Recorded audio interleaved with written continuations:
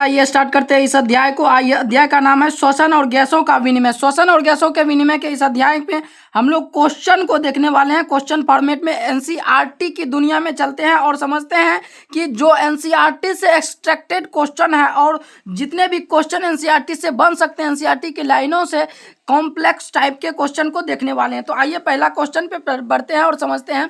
देखिए, एनसीईआरटी से एक्सट्रैक्टेड सभी क्वेश्चन है यहाँ पर, और पहला क्वेश्चन आप पढ़िए और समझिए और उत्तर देने का कोशिश करिए, और हम आपके साथ हैं। पहला क्वेश्चन पढ़िए एनसीईआरटी एक्सट्रैक्ट का। नीचे श्वसन तंत्र का आरेखीय दृश्य दिया गया है, सही पहचान वाले विकल्प का चयन कीजिए।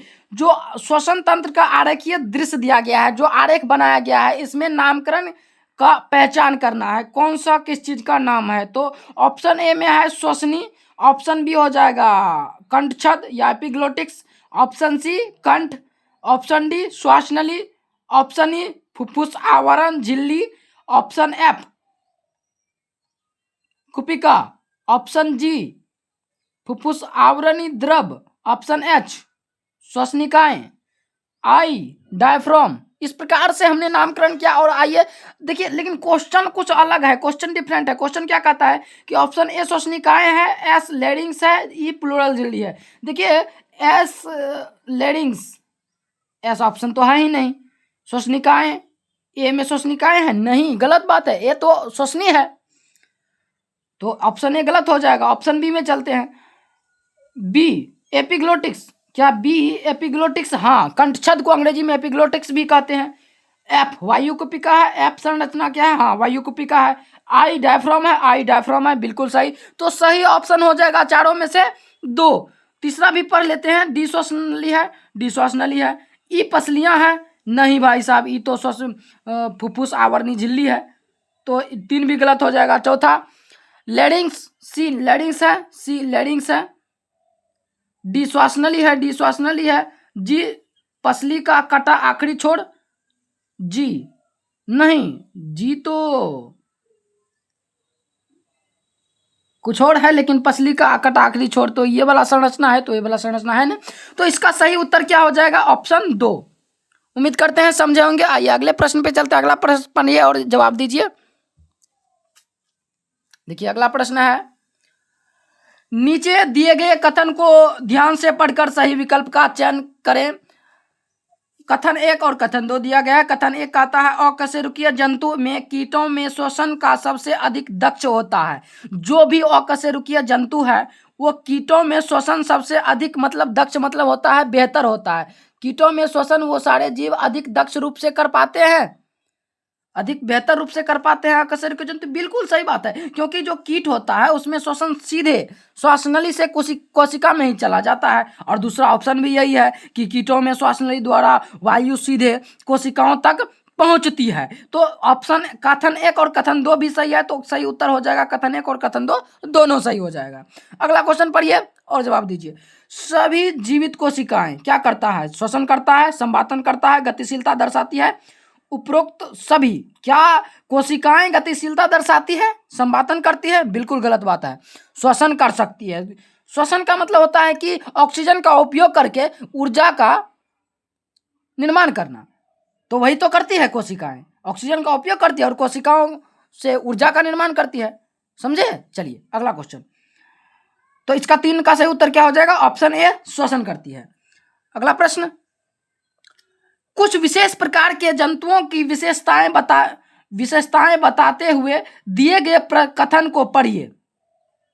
कुछ विशेष प्रकार की जंतुओं के बारे में विशेषता दिया गया है और उसके कथन को पढ़ के हमें जवाब देना है। ये पढ़ते हैं, उस विकल्प का चयन करना है जिसमें कि सही उदाहरण देता है। तो बाह्य क्लोम वाले जंतु को क्या कहा जाता है? आंतरिक क्लोम वाले जंतु को, ट्रेकिया शोषण करने वाले जंतु को, मुख्य ग्रसनी गुहा वाले जंतु को। यहाँ पे ऑप्शन दिया गया है, चूज करना है हमें। तो जैसे हम लोग जानते हैं कि बाहरी क्लोम वाले जंतु को नेक्टूरियस कहते हैं, आंतरिक क्लोम वाले जंतु को पाइला कहते हैं, ट्रेकिया से शोषण करने वाले जंतु को मिलीपीडी कहते हैं, और मुख्य ग्रसनी गुहा से शोषण करने वाले जंतु को टोड कहते हैं।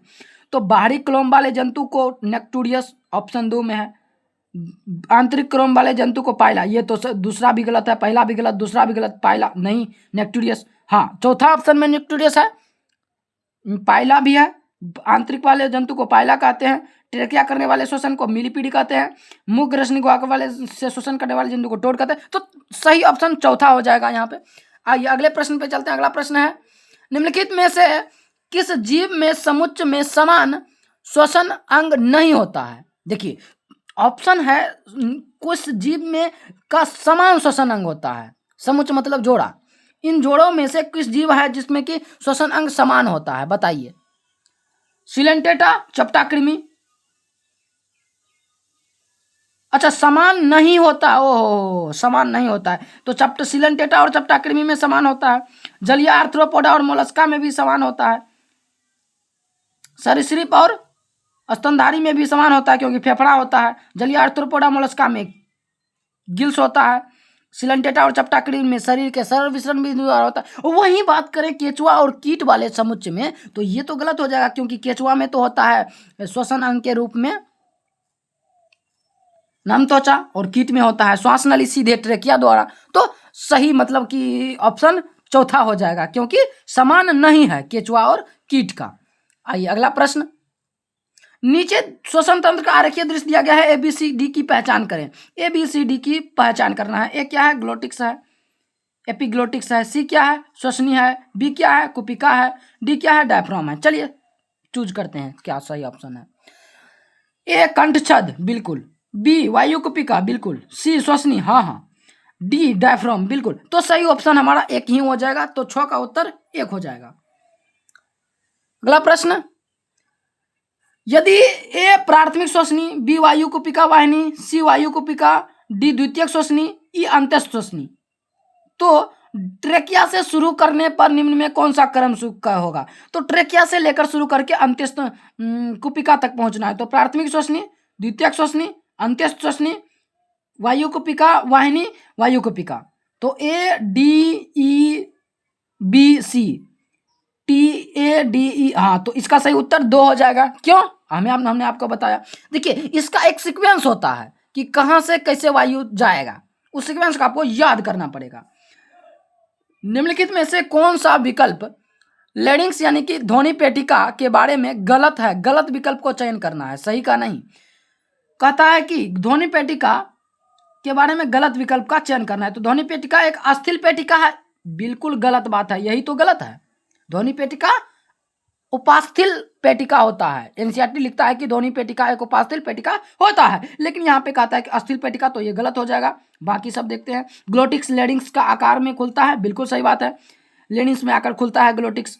भोजन निगलते समय ग्लोटिक्स एपिग्लोटिक्स द्वारा ढका होता है जो ध्वनि को ध्वनि पेटिका में प्रवेश करने को रोकता है, बिल्कुल सही बात है। उपरोक्त सभी तो गलत है नहीं क्योंकि ये दोनों सही है, एक गलत है, तो सही ऑप्शन ए हो जाएगा।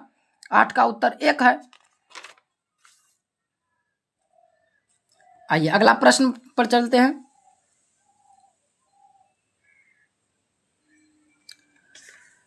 यदि ए नासा छिद्र, बी नासा श्वास नली, सी श्वसनी, डी श्वसनिकाएं, ई कुपिका वाहिनी, एफ कुपिका, तो संवहन भाग का विस्तार कहाँ से होता है? देखिए श्वसन में 2 भाग होते हैं, एक संवहन भाग होता है, एक विनिमय भाग होता है। तो संवहन भाग का विस्तार कहाँ से कहाँ तक होता है? तो नासा बाह्य नासा छिद्र से लेकर के अंतिम श्वसनिकाओं तक के भाग को श्वसन भाग कहते हैं, संवहन भाग कहते हैं। वही श्वसन भाग की बात करें या विनिमय भाग की बात करें तो कुपिका अंतिम श्वसनिकाएं से लेकर के अंतिम श्वसनिकाएं से लेकर के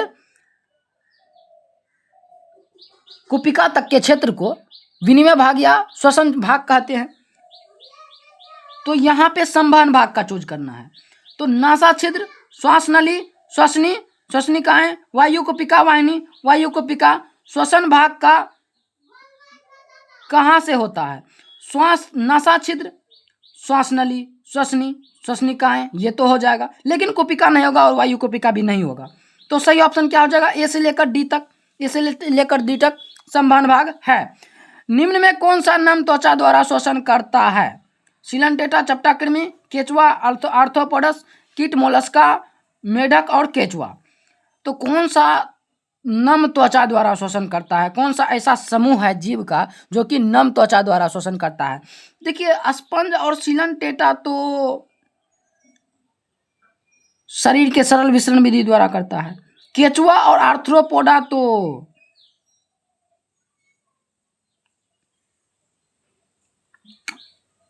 केचुआ में अलग श्वसन तंत्र होता है, आर्थ्रोपोडा में अलग होता है, कीट में अलग होता है, मोलस्का में अलग होता है। कीट में श्वास नली होता है, मोलस्का में क्लोम होता है, मेढक में त्वचा होता है और केचुआ में भी त्वचा होता है। मेढक में हालांकि फेफड़ा और मुख ग्रसनी गुहा भी होता है, लेकिन यहाँ पे पूछ रहा है कि नम त्वचा, तो भाई नम त्वचा तो यही करेगा, मेढक ही नम त्वचा के द्वारा शोषण करता है, केचुआ भी करता है, तो इसका सही उत्तर हो जाएगा 10 का 4। मानव तथा स्तनधारी में बाह्य वायु बाहर से फेफड़े में किसके माध्यम से जाती है? देखिए, मानव और स्तनधारी में वायु फेफड़े से किसके माध्यम से अंदर जाता है? ऑप्शन पढ़िए। नसा गुहा, ध्वनि पेटिका? नहीं, नसा गुहा के बाद तो ग्रसनी होना चाहिए ना।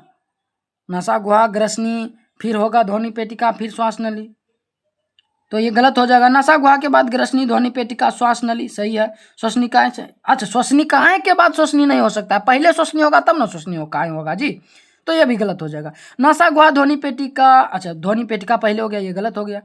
नसा गुहा, ग्रसनी, ध्वनि पेटिका, श्वास नली, शाखित श्वसनिकाएं, वायु कुपिका, बिल्कुल सही बात है। तो 11 का सही उत्तर 4 हो जाएगा।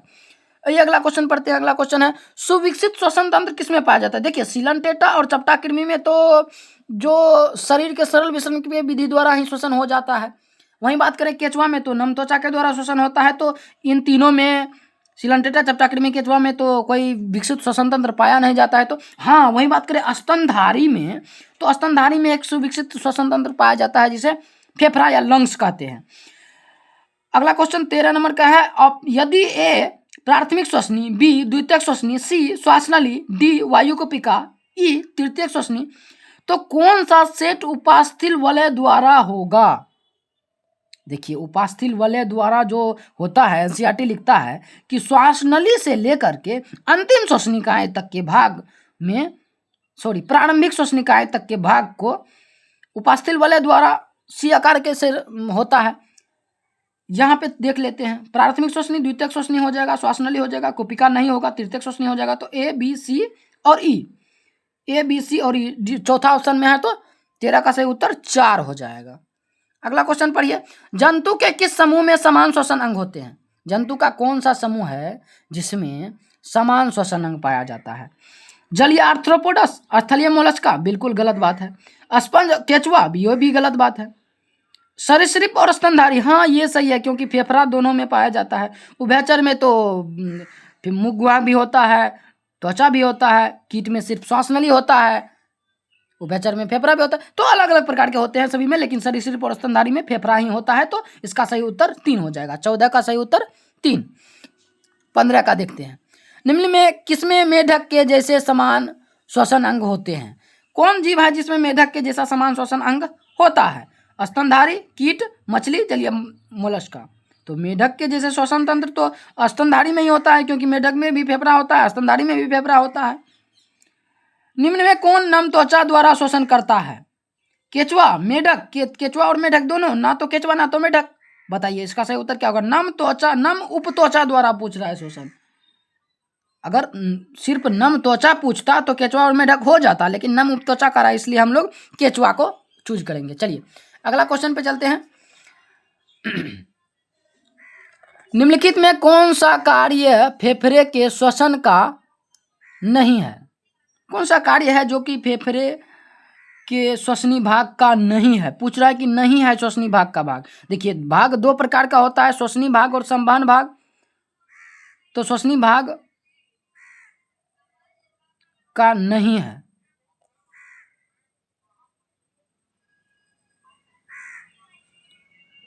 अच्छा, श्वसनी भाग और संवहन भाग एक ही हुआ, लेकिन ये दूसरा होता है विनिमय भाग। तो हम बात करें कि श्वसनी भाग का नहीं है काम, तो वायुमंडल तत्व का वायु कुपिका में स्थानांतरण ये भी है, बाह्य कणों को हटाना ये भी। हाँ, ऑक्सीजन और कार्बन डाइऑक्साइड का जो विसरण है ये तो नहीं होगा, क्योंकि ये तो विनिमय का काम कर रहा है, तो विसरण का भाग हो जाएगा ये। तो इसका 17 का सही उत्तर 3 हो जाएगा। अगला प्रश्न, मानव शरीर में श्वसन तंत्र के संवहनी भाग का विस्तार कहाँ से होता है? वही प्रश्न फिर, बाह्य नासा छिद्र से तृतीयक श्वसनी तक, बाह्य नासा छिद्र से अंत्यस्थ श्वसनी तक, प्राथमिक श्वसनी से तृतीयक श्वसनी तक, श्वास नली से द्वितीयक श्वसनी तक। तो बाह्य नासा छिद्र से अंत्यस्थ श्वसनिकाओं तक होता है। हम सभी जानते हैं कि बाह्य नासा छिद्र से अंत्यस्थ श्वसनिकाओं तक के भाग को संवहनी भाग कहते हैं। अगला प्रश्न, फुफ्फुसीय तरल कहाँ स्थित होता है? फुफ्फुस का जो तरल होता है, जो फ्लूइड होता है, फुफ्फुस आवरण झिल्ली के बीच में जो होता है, यहाँ तो वो ऑप्शन है नहीं कि फुफ्फुस आवरण झिल्ली के बीच में, तो फुफ्फुस आवरण के, देखिए वायु कोशिका में, बिल्कुल गलत बात है। बाहरी फुफ्फुस झिल्ली के बाहर, देखिए बाहरी फुफ्फुस झिल्ली के बाहर तो कुछ होगा नहीं।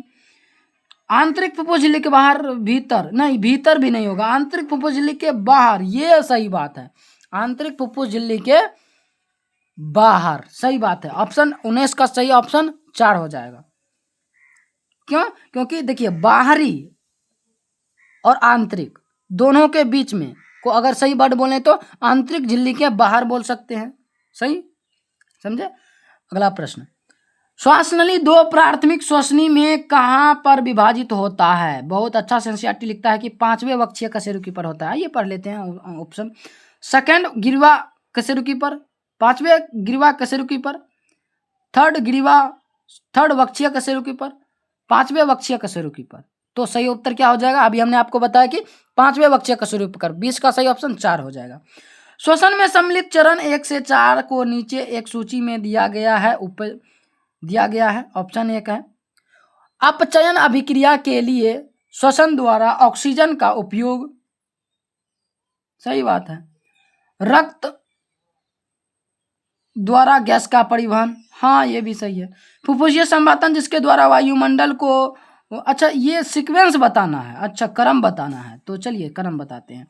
फुफ्फुसीय संवातन जिसके द्वारा वायुमंडलीय वायु अंदर भेजा जाता है, कार्बन डाइऑक्साइड का बाहर निकाला जाता है।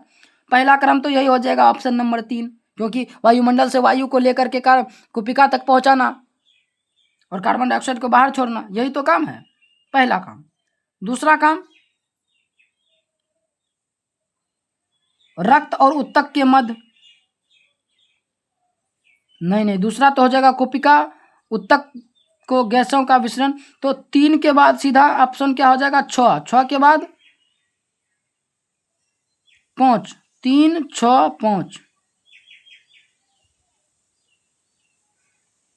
अच्छा 3 के बाद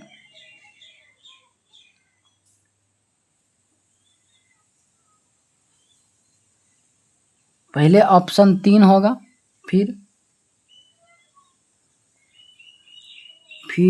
6 होगा, 3 6, उसके बाद ऑप्शन 2, हाँ रक्त द्वारा गैसों का परिवहन होगा तीसरा में। चौथा में रक्त और उत्तकों के मध्य ऑक्सीजन और कार्बन डाइऑक्साइड का मिश्रण होगा, ठीक। 5वां में उस अपचयन अभिक्रिया द्वारा कोशिका का ऑक्सीजन का उपयोग करेगा, ठीक समझे। परिणाम स्वरूप क्या होगा? कार्बन डाइऑक्साइड बाहर निकालेगा। तो सही उत्तर क्या हो जाएगा? ऑप्शन 1। 21 का सही उत्तर ऑप्शन 1। अगला प्रश्न, निम्नलिखित घटनाओं के सही क्रम की पहचान करें। अंतःश्वसन, वायु का अंतःश्वसन, वक्ष गुहा का आयतन में वृद्धि। अच्छा ये क्रम है कि जब हम अंदर सांस लेते हैं तो कौन से चीज में परिवर्तन कैसे होता है, किसमें वृद्धि होता है, किसमें अति होता है। तो चलिए पढ़ते हैं। वायु का अंतःश्वसन, वक्षीय गुहा के आयतन में वृद्धि, फुफ्फुसीय गुहा के आयतन में वृद्धि, अंतरपर्शुकी और पेशियों का संकुचन। देखिए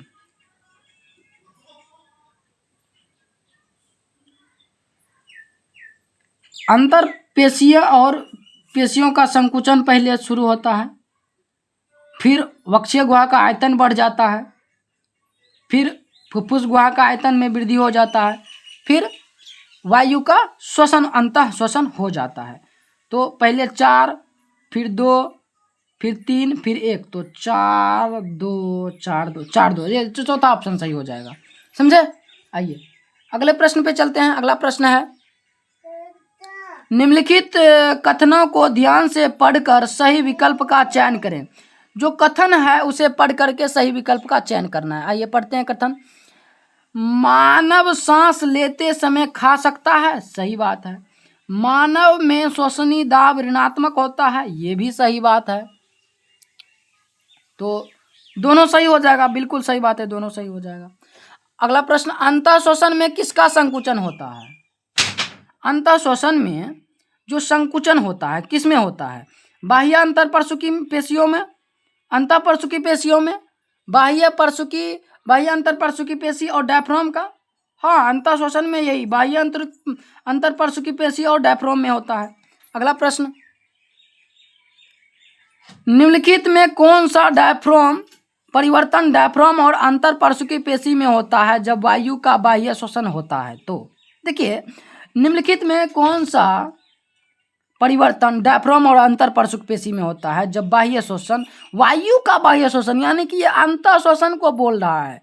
वायु का बाह्य श्वसन मतलब कि अंतः श्वसन को बोल रहा है, अंतः श्वसन को बोल रहा है। तो अंतः श्वसन जब करते हैं तो परिवर्तन किस में होता है? डायफ्राम के अंतर परसुकी पेशियां और किस में होता है? तो देखिए, अंतर परसुकी पेशियों में शिथिलन नहीं, ये गलत बात हो गया। बाह्य अंतर परसुकी पेशी तथा डायफ्राम का, ये भी गलत बात हो गया। अंतर परसुकी पेशी में संकुचन और शिथिलन तो होगा ही नहीं। बाह्य अंतर परसुकी पेशियों में तथा डायफ्राम में, हाँ ये सही बात है, क्योंकि बाह्य अंतर परसुकी पेशियां और डायफ्राम में संकुचन होता है। निःश्वसन किसका परिणाम है? जो निःश्वसन है वो किसका परिणाम है बताइए? अंतर परसुकी पेशियां और बाह्य अंतर परसुकी पेशियां और डायफ्राम का शिथिलन। यहाँ संकुचन हो रहा था, यहाँ शिथिलन होगा। अंतः श्वसन में संकुचन होगा और बाह्य निःश्वसन में शिथिलन होगा। देखिए, बाह्य श्वसन अलग है, यहाँ बाह्य श्वसन नहीं पूछ रहा था, यहाँ वायु का बाह्य श्वसन, मतलब कि बाहर के वायु जब अंदर आता है तो श्वसन होता है, तो उसे अंतः श्वसन कहते हैं। क्वेश्चन थोड़ा डिफरेंट है, थोड़ा टफ है, आप समझिए। ठीक, निःश्वसन किसका परिणाम है? तो निःश्वसन अंतरा परसुक पेशी का संकुचन, गलत बात है, इसमें तो नहीं होगा। अंतरा परसुक पेशी और डायफ्राम का शिथिलन नहीं, बाह्य अंतः परसुकी पेशियां रहता तो सही हो जाता। अंतः परसुकी पेशी का संकुचन और डायफ्राम का शिथिलन नहीं, बाह्य होगा रे यार, बाह्य अंतः परसुकी पेशी और डायफ्राम का शिथिलन, बिल्कुल सही बात है। तो 26 का सही ऑप्शन 4 हो जाएगा। 27, निःश्वसन के समय डायफ्राम कैसा हो जाता है? जब हम निःश्वसन मतलब वायु को बाहर छोड़ते हैं तो डायफ्राम का आकार कैसा हो जाता है? एनसीईआरटी लिखता है कि निःश्वसन करते समय डायफ्राम का आकार गुंबदाकार पुनः हो जाता है। तो सही उत्तर क्या हो जाएगा? 27 का 1। एक व्यक्ति विश्राम अवस्था में सामान्य रूप से सांस लेता है, बिल्कुल। वह प्रत्येक श्वसन चक्र के दौरान लगभग आधा लीटर वायु को अंदर लेता है, बाहर निकालता है, इसे क्या कहता है? हाँ, तो ये तो ज्वारीय आयतन हो गया ना। जब व्यक्ति सामान्य श्वसन करता है तो उसे तो ज्वारीय आयतन कहते हैं, और आधा लीटर मान भी होता है उसका 500 मिलीलीटर। अगले प्रश्न पे चलते हैं। ERV यानी कि निःश्वासित आरक्षित आयतन के बारे में सही कथन को चूज करना है। इसका मान टाइडल वॉल्यूम से कम होता है, ये तो गलत बात हो गया भैया, क्योंकि ERV का मान होता है 1000 से 1100 तक। इसका मान RV के बराबर होता है, RV यानी कि रेसिडुअल वॉल्यूम। हाँ, कह सकते हैं, क्योंकि इसका भी मान 1100 से 1200 होता है, इसका मान 1000 से 1100 होता है। देखिए, समझिए बात को। जो हमारा ERV है उसका मान कितना होता है? 1000 से लेकर 1100 तक कह सकते हैं। टाइडल वॉल्यूम बोला तो टाइडल वॉल्यूम का मान कितना होता है? 500। अब बोल रहा है इससे कम, तो ये ऑप्शन होगा नहीं, ये गलत हो जाएगा। इसका मान लगभग RV यानी कि अवशेषी आयतन के बराबर होता है। RV का मान कितना होता है? रेसिडुअल वॉल्यूम 1100 से 1200। हाँ, कह सकते हैं, यहाँ भी लगभग दिया गया है तो कह सकते हैं, दूसरा ऑप्शन सही। ERV बराबर, इसके बराबर EC expiratory capacity minus tidal volume. देखिए, एक्सपायरेटरी कैपेसिटी का कितना मान होता है? जो बाहर छोड़ सकते हैं, बाहर छोड़ने की कितना क्षमता है हमारे पास, उसकी स्पायरेक्टरी कैपेसिटी कहते हैं। स्पायरेक्टरी कैपेसिटी में ERV प्लस TB हो जाएगा और माइनस फिर TB करेंगे। तो ERV का मान कितना होता है 1000 से 1100 तक, चलिए 1000 हम ले लेते हैं, प्लस TB 500 होता है, फिर माइनस TB करेंगे, फिर 500 करेंगे। देखिए ध्यान से समझिए, क्वेश्चन थोड़ा कॉम्प्लेक्स है लेकिन समझ जाइएगा। EC एक्सपायरेक्टरी कैपेसिटी का मान ERV और TB को जोड़ेंगे तो मिल जाएगा हमें 1500 और उसमें से 500 घटा देंगे टाइडल वॉल्यूम, ये तो क्वेश्चन में ही कह रहा है, तो कितना बच जाएगा फिर 1000 बच जाएगा। हाँ तो ये ऑप्शन हो जाएगा ERV के समान। तो ऑप्शन 2 और ऑप्शन 3 सही है, ऑप्शन 1 गलत है, तो उपरोक्त में से 2 सही है, बिल्कुल सही बात है। तो इसका सही उत्तर क्या हो जाएगा 2 और 3, जिसमें कि चौथा ऑप्शन सही होगा। चलिए अगला प्रश्न पे चलते हैं, उम्मीद करते हैं समझे होंगे। बलपूर्वक अंतःश्वसन के बाद वायु की वह मात्रा जिसे बलपूर्वक निश्वासित किया जाता है। पहले तो बलपूर्वक अंदर जो सांस लिए हैं वो, फिर बलपूर्वक जो बाहर छोड़े वो किसके समान होता है। अंतःश्वसन सुरक्षित आयतन IRV, देखिए क्वेश्चन देखिए, IRV plus ERV expiratory reserve volume plus TB plus RV। नहीं भाई साहब ये तो नहीं होगा, IRV RV IRV ये भी नहीं होगा, IRV TB IRV हाँ ये हो सकता है। देखिए इसका जो परिभाषा है ये जैव क्षमता का परिभाषा है, वाइटल कैपेसिटी जिसको कहते हैं, कि बलपूर्वक अंतःश्वसन के बाद वायु की वह मात्रा जो बलपूर्वक निश्वसित किया गया उसका मान किसके बराबर है। तो IRV TB ERV के बराबर हो जाएगा, सही उत्तर 3 हो जाएगा। अगला प्रश्न पढ़िए, यदि TLC यानी कि फेफड़े की कुल क्षमता, BC यानी कि जैव क्षमता, ERV यानी कि निश्वासित आरक्षित आयतन, IRV यानी कि अंतःश्वासित आरक्षित आयतन, TB यानी कि ज्वारीय आयतन, EC यानी कि एक्सपायरेक्टरी कैपेसिटी यानी कि निश्वासित क्षमता, इस IC मतलब अंतःश्वासित क्षमता, FRC मतलब क्रियात्मक अवशिष्ट क्षमता। तो गलत कथन का पहचान करना है। देखिए गलत कथन को चूज करना है, क्या गलत कथन हो जाएगा। Total lung capacity, residual volume, expiratory capacity IRV। Total lung capacity IRV, expiratory capacity IRV। देखिए एक्सपायरेक्टरी कैपेसिटी में आ जाएगा टाइडल वॉल्यूम और ERV।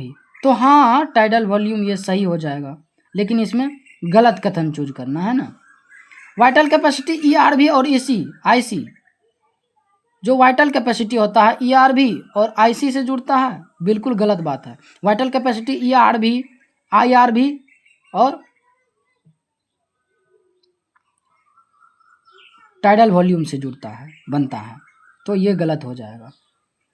तो सही उत्तर भी यही हो जाएगा, क्योंकि गलत ही पूछ रहा था तो दूसरा ही गलत है, बाकी सब तो सही ही होगा। आइए अगला क्वेश्चन पे चलते हैं। सामान्य वयस्क मानव की 4 श्वसन क्षमताएं को 4 असम्मिलित श्वसनीय आयतन को नीचे दिया गया है। देखिए एक सामान्य मानव है जिसकी 4 क्षमताएं को दिया गया है और आयतन को भी दिया गया है, उसको असम्मिलित जोड़े को आगे दिया गया है और उसका सही जोड़े का पहचान करना है। देखिए ध्यान से पढ़िएगा तो समझ में भी आ जाएगा। अवशेषी आयतन का मान कितना हो जाएगा ऑप्शन 1 में। अवशेषी आयतन का मान हम लोग क्या जानते हैं, रेसिडुअल वॉल्यूम 1100 से 1200, ठीक है। जैव क्षमता वाइटल कैपेसिटी कितना होता है, जैव क्षमता वाइटल कैपेसिटी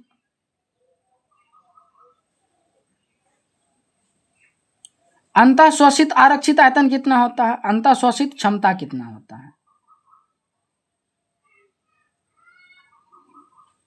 देखिए वाइटल कैपेसिटी अगर निकालना है तो IRV ERV और टाइडल वॉल्यूम, इसके साथ निकालते हैं तो IRV का मान 2500 से 3000, ERV का मान 1000 से 1100 तक, टाइडल वॉल्यूम का मान 500, 25 5 3 1 4, तो वाइटल कैपेसिटी का मान 4000 से 4500 बोल सकते हैं, क्योंकि 500 ये 3000 भी होता है। तो वाइटल कैपेसिटी का मान 4000, 4500 यहाँ दिया है, हो जाएगा यही। लेकिन यहाँ पे तो दो का क्या हो जाएगा मान 4500, समझे, क्योंकि यहाँ पे 3000 भी हो सकता था, ये नहीं लिए थे, ठीक है। तो एक का हो जाएगा 1200, दो का हो जाएगा 4500, तीन में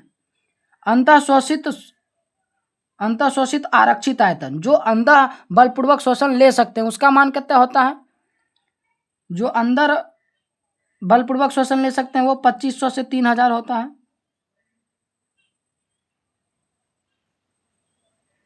चौथा, अंतःशोषित क्षमता, अंदर जो क्षमता है लेने का, एक तो tidal volume plus IRV, tidal volume का मान 500, IRV का मान 3000, तो पूरा टोटल मान हो जाएगा 3500, 3000 प्लस 500 तो 3500। आइए इसका सही उत्तर देखते हैं। एक का 1200, दो का 4500, तीन का 3000, चार का 3500। देखिए इसमें दो का है 2500, दो का 2500 बिल्कुल गलत, दो का 3 का 1200, 3 का 1200 ये भी गलत, 4 का 3500, 4 का 3500 हाँ ये सही है, एक का 1200, एक का 1200 हाँ ये सही है। तो सही उत्तर क्या हो जाएगा 32 का 3, समझे। चलिए आगे बढ़ते हैं।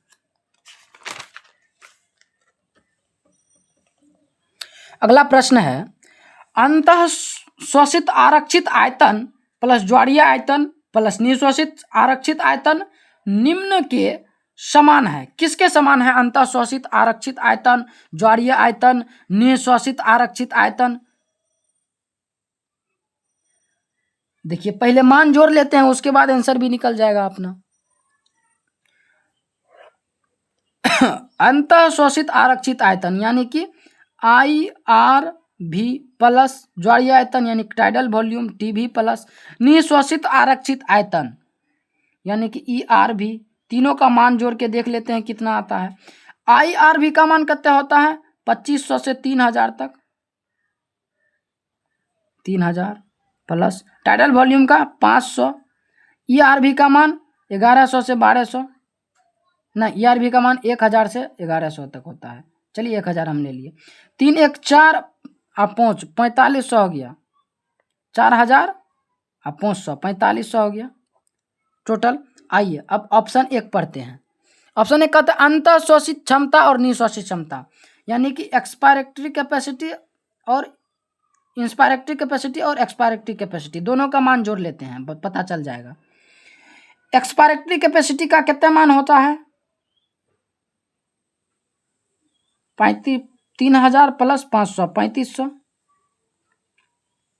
और plus expiratory capacity, inspiratory capacity में टाइडल वॉल्यूम प्लस ERV जोड़ेंगे, IRV जोड़ेंगे, सी में टाइडल वॉल्यूम प्लस ERV जोड़ेंगे। ERV का मान 1000, टाइडल वॉल्यूम का मान 500 1500 हो जाएगा। ये क्या हो जाएगा मान अपना 3500 प्लस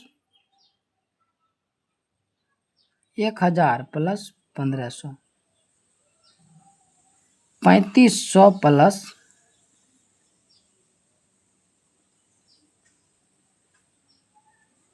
अरे अरे अरे यहाँ तो गलत हो गया। निःशोषित आरक्षित आयतन है, हम क्षमता लिख दिए तो ERV होगा। ERV का मान कितना होता है 1000 ना, तो 3500 में 1000 जुड़ेगा तो 4500 हो जाएगा। यहाँ भी मान 4500 था क्वेश्चन में, कौन समान है तो यही समान हो जाएगा, बाकी सब तो गलत हो जाएगा। क्वेश्चन सोल्यूशन करना बेवकूफ़ी कहलाएगा। आइए अगला क्वेश्चन पे बढ़ते हैं। अगला प्रश्न है, स्पायरोमीटर सीधे रूप में क्या नहीं माप सकता है? स्पायरोमीटर किस चीज का माप को नहीं माप सकता है? अवशेषी आयतन को नहीं माप सकता है, बिल्कुल। क्रियात्मक अवशेषी क्षमता को भी नहीं माप सकता है, बिल्कुल। फेफड़े की कुल क्षमता को भी नहीं माप सकता है, बिल्कुल। यानी कि सभी ऑप्शन सही हो जाएगा। अगला क्वेश्चन ध्यान से देखिए और जवाब दीजिए। कॉलम दिया गया है, इसमें बताना है वी ऑक्सीजनित रक्त में ऑक्सीजन का पार्शियल प्रेशर कितना होता है। ऑक्सीजनित रक्त में कार्बन डाइऑक्साइड का पार्शियल प्रेशर कितना होता है। तो वी ऑक्सीजनित रक्त में ऑक्सीजन का, देखिए एनसीईआरटी में एक कॉलम नीचे दिया गया था, वहां से ये क्वेश्चन आया है। ऑक्सीजन का पार्शियल प्रेशर वी ऑक्सीजनित रक्त में 40 होता है। वहीं बात करें कार्बन डाइऑक्साइड का ऑक्सीजनित रक्त में, तो 40 होता है। ऑक्सीजनित रक्त में ऑक्सीजन का पार्शियल प्रेशर 95 होता है और कार्बन डाइऑक्साइड का वी ऑक्सीजनित रक्त में 45 हो जाता है। मतलब कि वी ऑक्सीजनित में कार्बन डाइऑक्साइड का दबदबा बढ़ जाता है, ऑक्सीजनित में ऑक्सीजन का दबदबा बढ़ जाता है। इस बात का ध्यान में रखते हुए, यानी कि ए का भी 40 हो गया, बी का भी 40, तो 40-40 क्या हो जाएगा, ऑप्शन 4, 35 का 4। समझे? आइए अगले प्रश्न पे चलते हैं। कॉलम 1 का मिलान कॉलम 2 के से कीजिए, नीचे दिए गए कूट में सही विकल्प का चयन करना है। चलिए देखते हैं। निःश्वासित क्षमता, पहले तो निःश्वासित क्षमता कहते किसको हैं? जो टाइडल वॉल्यूम के साथ एक्सपायरेटरी कैपेसिटी रिजिड वॉल्यूम कहते हैं, तो एक का एक ही हो जाएगा। फेफड़े की कुल क्षमता, ERV, RV, tidal volume, IRV, हाँ दो भी हो जाएगा, तो बी का 2 हो जाएगा, या तो सी का तो 3 ही होगा, लेकिन चलिए देख लेते हैं। ERV और RV को क्रियात्मक अवशिष्ट क्षमता कहते हैं, FRC कहते हैं, बिल्कुल। FRC बराबर ERV प्लस RV होता है, हम लोग पढ़े हैं। तो इस प्रकार से हम लोग का सही उत्तर होगा ए का 1, बी का 2, सी का 3, ए का 1, बी का 2, हाँ सही ऑप्शन ए ही होगा। चलिए समझे? आइए अगले प्रश्न पे चलते हैं। यदि वक्षीय गुहा का आयतन बढ़ जाता है तो फुफ्फुसीय गुहा का आयतन क्या होता है? वो भी बढ़ जाता है, तब तो अंतः शोषण होता है। यानी कि 37 का सही उत्तर 2 होगा। अगला प्रश्न पढ़िए और जवाब दीजिए। निम्नलिखित 4 कथन पर विचार कीजिए और सही कथन को टी यानी कि ट्रू से और गलत कथन को एफ यानी कि फॉल्स से निरूपित करने वाले विकल्प का सही विकल्प चयन कीजिए। देखिए जो 4 ऑप्शन है मेरे पास, इन चारों ऑप्शंस को पढ़ना है और जहां जो ट्रू है उसके आगे ट्रू लगाना है, जो फॉल्स है उसके आगे फॉल्स लगाना है। देखते हैं और समझते हैं और जवाब देते हैं। देखिए ऑप्शन 1 कहता है कि ऑक्सी हीमोग्लोबिन का निर्माण वायु कुपिका की सतह पर होता है, बिल्कुल 1 का सही हो जाएगा, ट्रू। 2 का गैसों का विनिमय के दौरान गैस उच्च आंशिक दाब से निम्न आंशिक दाब की ओर विस्तृत होता है। हाँ, गैस का जब विनिमय होगा तो गैस उच्च आंशिक दाब से निम्न आंशिक दाब की और आएगा, इसी को तो विसरण कहते थे, तो ये भी ट्रू हो जाएगा। 3 कार्बन डाइऑक्साइड का परिवहन हीमोग्लोबिन के साथ नहीं हो सकता है, ये गलत लग रहा है। हाँ ये गलत है, क्यों? क्योंकि कार्बन डाइऑक्साइड का परिवहन हीमोग्लोबिन के साथ भी होता है। हाँ थोड़ा मात्रा में होता है, 20 से 25% होता है, लेकिन होता तो है, तो ये गलत हो जाएगा, फॉल्स हो जाएगा। 4था ऑप्शन पढ़िए। केचुआ पार्श्वपाद में से शोषण नहीं भाई, केचुआ पार्श्वपाद से शोषण नहीं करता है। केचुआ किसके द्वारा शोषण? नम त्वचा के द्वारा शोषण करता है, तो ये भी गलत हो जाएगा। तो 2 सही 2 गलत। देखिए इसका ऑप्शन यहाँ पे अच्छे से दिया गया है। शुरू वाला 2 सही हुआ था, हम लोगों ने यहाँ देखा था, शुरू का 2 सही हुआ था और लास्ट का 2 वाला गलत हुआ था, तो शुरू का 2 सही। ये 4था ऑप्शन में शुरू का 2 सही, तो सही उत्तर क्या हो जाएगा? 38 का 4, 38 का 4। समझे? चलिए अगला क्वेश्चन पे चलते हैं। अगला क्वेश्चन दिख रहा होगा आपको स्क्रीन पर, जवाब दीजिए। डायफ्राम की पेशी के अतिरिक्त पेशियों का कौन सा सेट श्वसन के लिए महत्वपूर्ण है? देखिए डायफ्राम का पेशी को छोड़ करके कौन सा पेशी श्वसन के लिए जरूरी है? अंतरपर्शुकी पेशियां, जो कि बाह्य अंतरपर्शुकी पेशियां, अंतरपर्शुकी पेशियां के में भी बात करें तो बाह्य अंतरपर्शुकी पेशियां, तो ये तो पेक्टोरेलिस, ट्रेपीजियम, सार्टोरिसियम, ये सब तो कुछ आया नहीं है, तो अंतःपर्शुकी पेशियां इसका सही उत्तर हो जाएगा। गलत कथन को चयन करना है। देखिए स्पायरोमीटर का उपयोग फेफड़े का आयतन के मापने हेतु किया जाता है, सही बात है। मानव में श्वसन तंत्र 12 से 16 मीटर 12 से 16 बार प्रति मिनट होता है, बिल्कुल सही बात है। ज्वारीय आयतन 500 मिलीलीटर प्रति मिनट, ये गलत बात है। 500 मिलीलीटर प्रति मिनट नहीं होता है, एक बार में 500 मिलीलीटर होता है। प्रति मिनट की बात करें तो 12 पंचे 60, 6000 हो जाएगा। 6000 से 8000 कह सकते हैं प्रति मिनट। लेकिन इसमें गलत चूज करना है तो गलत तो यही है, तीसरा ऑप्शन। चौथा भी पढ़ लेते हैं, रक्त और ऊतक के मध्य गैसों का विनिमय विसरण द्वारा होता है, सही बात है। तो इसमें 40 का उत्तर 3 हो जाएगा। आइए अगला क्वेश्चन। अंतः शोषण के समय, जब अंतः शोषण होता है तो उस समय डायफ्राम तथा फेफड़े में डैश दाब विकसित होता है।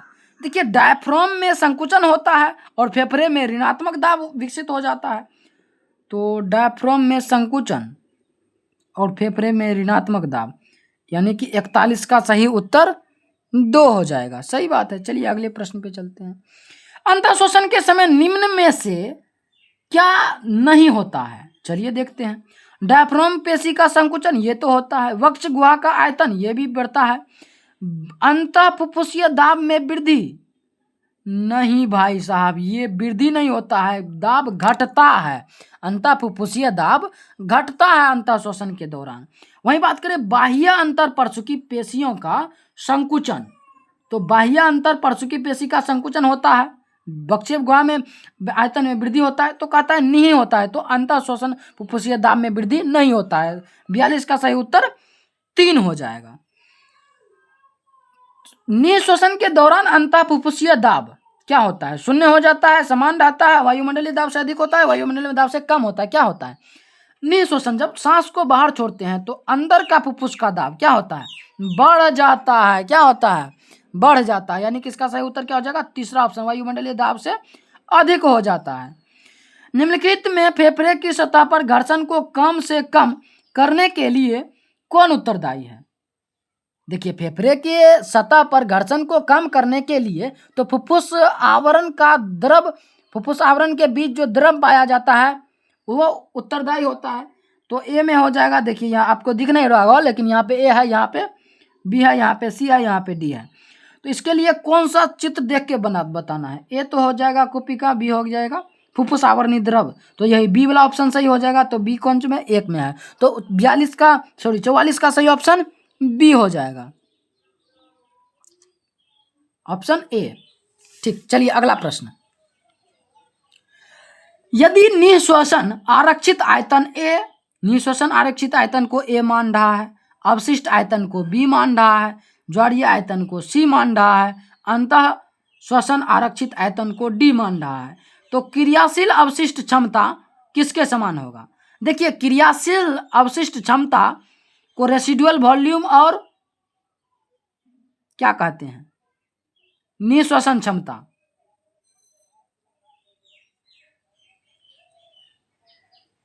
निःश्वसन आरक्षित आयतन और रेसिडुअल वॉल्यूम, यानी कि अवशिष्ट क्षमता, अवशिष्ट क्षमता और निःश्वसन, ए प्लस बी कह सकते हैं। तो 45 का सही उत्तर ए प्लस बी हो जाएगा।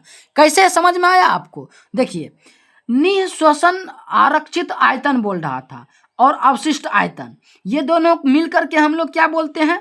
एफआरसी बोलते हैं। तो एफआरसी बनाना था तो एफआरसी बना दिए, ए प्लस बी। आइए अगला प्रश्न।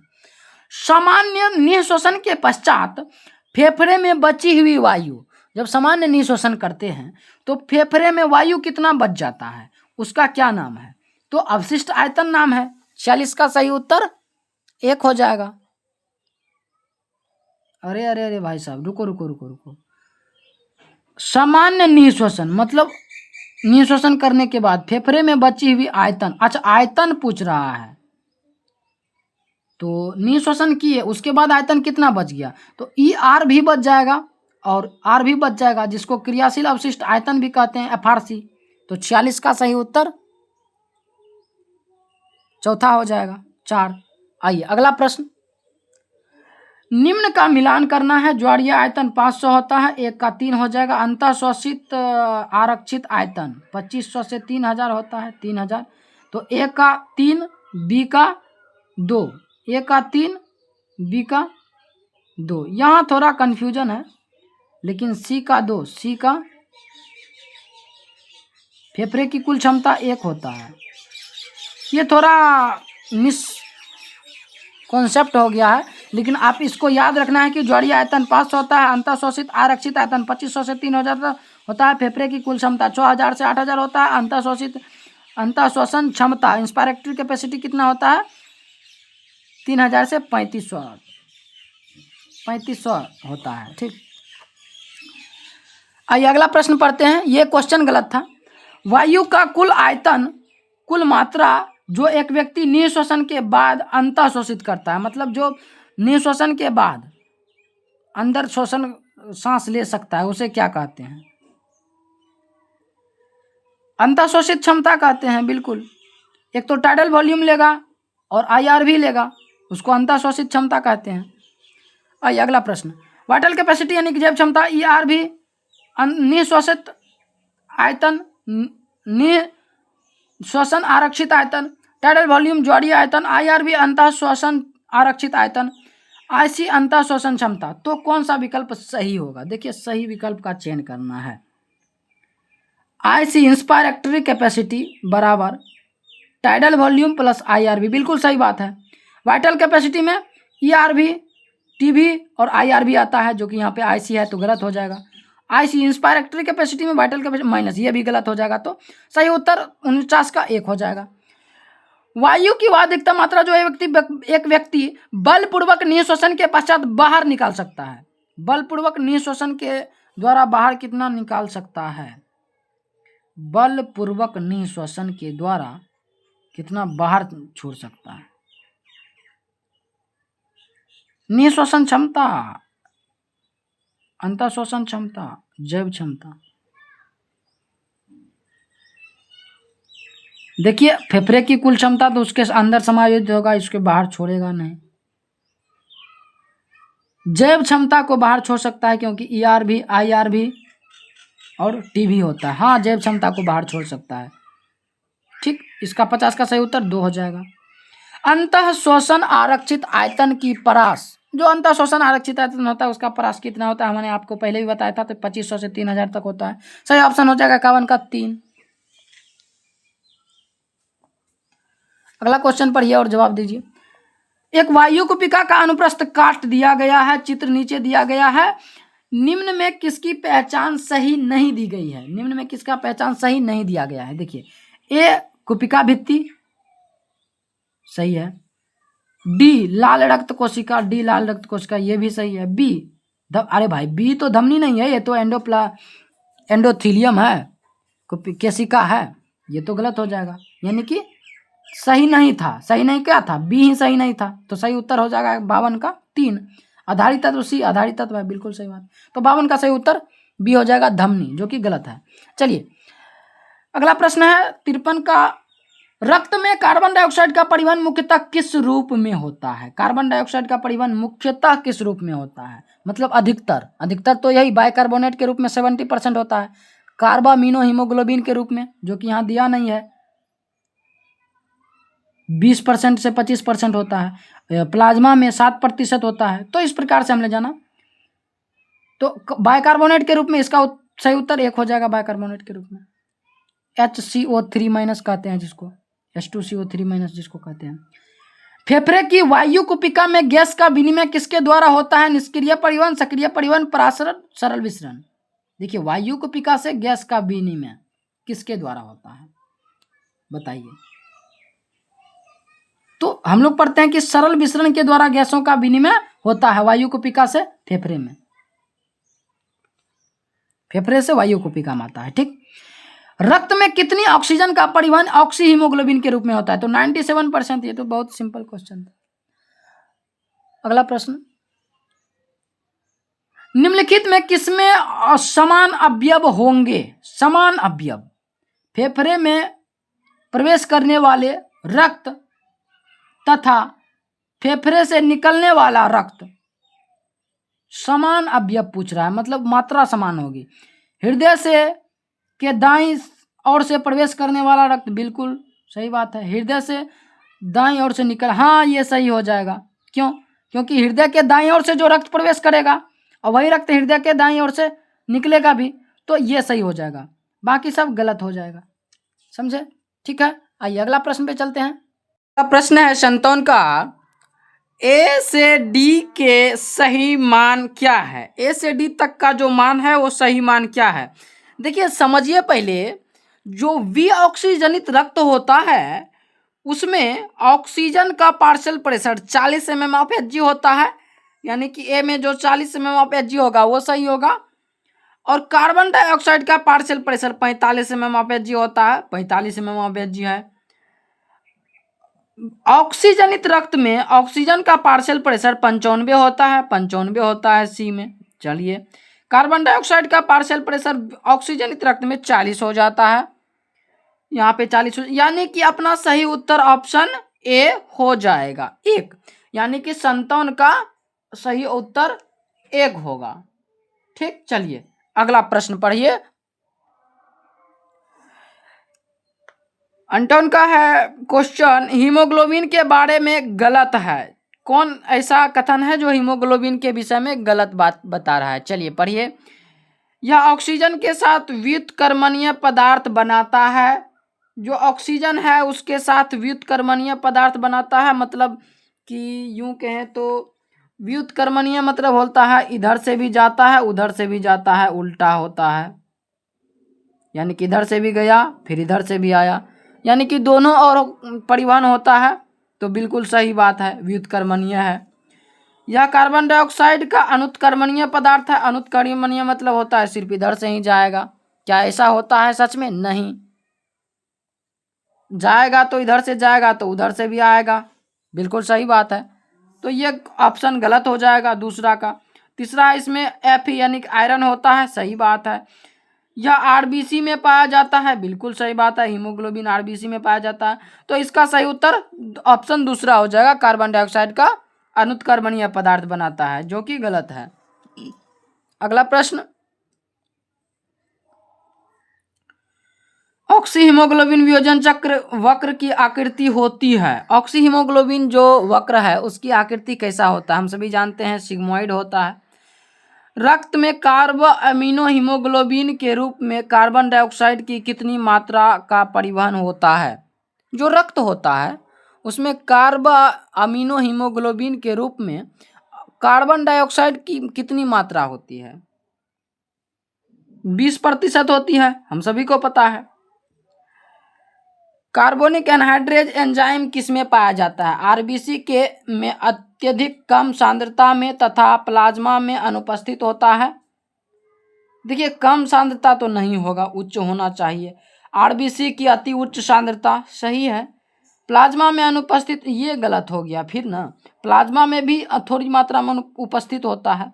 आरबीसी में अति उच्च सांद्रता में तथा प्लाज्मा में अति निम्न सांद्रता में, हाँ ये सही है, क्योंकि कार्बोनिक जो एनहाइड्रेज एंजाइम होता है वो आरबीसी में तो उच्च सांद्रता में होता ही है, बल्कि प्लाज्मा में भी निम्न सांद्रता में होता है। आरबीसी में अति निम्न सांद्रता तथा प्लाज्मा में अति उच्च सांद्रता नहीं, ये भी गलत हो जाएगा। तो सही उत्तर अपना 3 नंबर का हो गया। चलिए अगला प्रश्न पढ़िए। अगला प्रश्न है, यदि कार्बन डाइऑक्साइड का पार्शियल प्रेशर उच्च हो तथा ऑक्सीजन का पार्शियल प्रेशर निम्न हो तो क्या शर्त है? अधिक कार्ब अमीनो हीमोग्लोबिन का निर्माण होगा। अधिक कार्ब अमीनो हीमोग्लोबिन का निर्माण होगा। अधिक कार्बोक्सी हीमोग्लोबिन का निर्माण होगा। अधिक ऑक्सी हीमोग्लोबिन का निर्माण होगा। अत्यधिक CO2 मुक्त होगी। देखिए इसका उत्तर हो जाएगा अधिक कार्ब अमीनो हीमोग्लोबिन का निर्माण होगा। समझे? इस ऑप्शन के हिसाब से वायु कुपिका के स्तर पर 100 ml विऑक्सीजनित रक्त द्वारा कार्बन डाइऑक्साइड की कितनी मात्रा वितरित होती है? कहता है कि वायु कुपिका के स्तर पर 100 ml विऑक्सीजनित रक्त में कार्बन डाइऑक्साइड की कितनी मात्रा का वितरण होता है? तो 4 ml। CO2 यानी कार्बन डाइऑक्साइड परिवहन के दौरान HCO3- यानी कि बाइकार्बोनेट का विसरण लाल रुधिर कोशिका से प्लाज्मा में होता है, बदले में आयनिक संतुलन को क्षण भर में अस्त व्यस्त कर देता है। सही बात है। आयनिक संतुलन को बनाए रखने के लिए प्लाज्मा में लाल रुधिर कोशिका में Cl- समान संख्या में गुजरता है। इस प्रक्रम को क्या कहते हैं?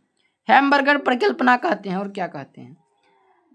विऑक्सीजनित रक्त में बाइकार्बोनेट के रूप में कार्बन डाइऑक्साइड की मात्रा का परिवहन होता है। जो विऑक्सीजनित रक्त होता है उसमें बाइकार्बोनेट के रूप में कार्बन डाइऑक्साइड का परिवहन सबसे ज्यादा होता है। कह दे तो 70%, 20 से 25% तो कार्बा अमीनो हीमोग्लोबिन के साथ होता है जुड़कर, बाकी बचा 7% प्लाज्मा में होता है परिवहन और कार्बन डाइऑक्साइड का। अगला प्रश्न, रक्त बहुत अधिक मात्रा में कार्बन डाइऑक्साइड का परिवहन करता है फिर भी रक्त अम्लीय नहीं होता है, क्यों? क्योंकि ल्यूकोसाइड द्वारा कार्बन डाइऑक्साइड का अवशोषण होता है। अगला ऑप्शन, CO2 जल के साथ संयोजित होकर H2CO3 बनाता है जिसको N2CO3 द्वारा उदासीन कर दिया जाता है। इसमें कार्बन डाइऑक्साइड पारिवारिक तथा रक्त का बफर महत्वपूर्ण भूमिका निभाता। हाँ, ये सही है, तीसरा ऑप्शन। यह रक्त को लगातार विपरीत होता रहता है और इसको एकत्रित नहीं होने देता है। इसका सही उत्तर 3 हो जाएगा। 67 का 3। 68 का, निम्न में कौन सी परिस्थिति ऑक्सी हीमोग्लोबिन के निर्माण के लिए अनुकूल परिस्थिति नहीं है? जब ऑक्सी हीमोग्लोबिन का निर्माण होता है तो क्या है जो अनुकूल रूप में नहीं होता है? ऑक्सीजन का पार्शियल प्रेशर उच्च होता है, निम्न तापमान होता है। ऑक्सी हीमोग्लोबिन के निर्माण में परिस्थिति नहीं होना चाहिए। देखिए, निम्न तापमान, निम्न pH, निम्न CO2, उच्च ऑक्सीजन। देखिए, pH तो निम्न नहीं होना चाहिए हमारे ख्याल से, क्योंकि pH तो प्लस में होता है, यानी कि pH उच्च होता है। 68 का सही उत्तर 3 हो जाएगा। वायु कुपिका से रक्त में ऑक्सीजन का विसरण होता है तो यह विसरण झिल्ली को पार कर सकती है जो 3 परत, A आधारी झिल्ली, B वायु कुपिका सल्की उपकला, C अंतः सी केशिका अंतःकला से मिलकर बनी होती है। इसके विसरण का सही क्रम, देखिए विसरण का सही क्रम क्या हो जाएगा? पहले तो वायु कुपिका सल्की उपकला में आएगा, फिर आधारी झिल्ली बीच में जाएगा, फिर अंत में केशिका में प्रवेश करेगा, यानी कि BAC ऑप्शन दूसरा सही होगा। अगला प्रश्न 70 नंबर, निम्नलिखित कथन A से E तक पढ़कर इनके अनुसार निम्नलिखित प्रश्न के उत्तर दें। चलिए बताना है उपरोक्त कथन में कितने सही है। इनमें से सही कथन का चूज करना है। उत्तक के स्तर पर carbon dioxide 40 mm of Hg होता है। जो उत्तक का स्तर है उस पे carbon dioxide 40 mm of Hg होता है। बताइए सही है गलत? ऑक्सीजन कार्बन डाइऑक्साइड से 20 से 25 गुना अधिक विलय होता है। बताइए सही है गलत? वायु कुपिका स्तर पर आधारी झिल्ली विसरण झिल्ली की मध्य परत का निर्माण करती है। वायु की कुल मात्रा जो एक व्यक्ति सामान्य अंतःश्वासित के क्षमता अंतःश्वसन के पश्चात निःश्वसन कर सकता है, इसको अंतःश्वसन क्षमता कहते हैं। यदि अंतःफुफ्फुसीय दाब वायुमंडलीय दाब से अधिक हो जाता है तो अंतःश्वसन होता है। चलिए इसमें से बताना है कितने कथन सही है।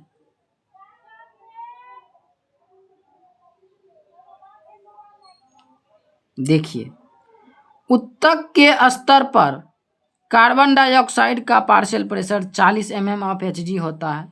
सही बात है। नहीं, उत्तक के स्तर पर तो कार्बन डाइऑक्साइड का पार्शियल प्रेशर 45 होता है। ये गलत हो जाएगा। देखिए ऑप्शन ए गलत होगा, ऑप्शन ए गलत। अगला पढ़िए,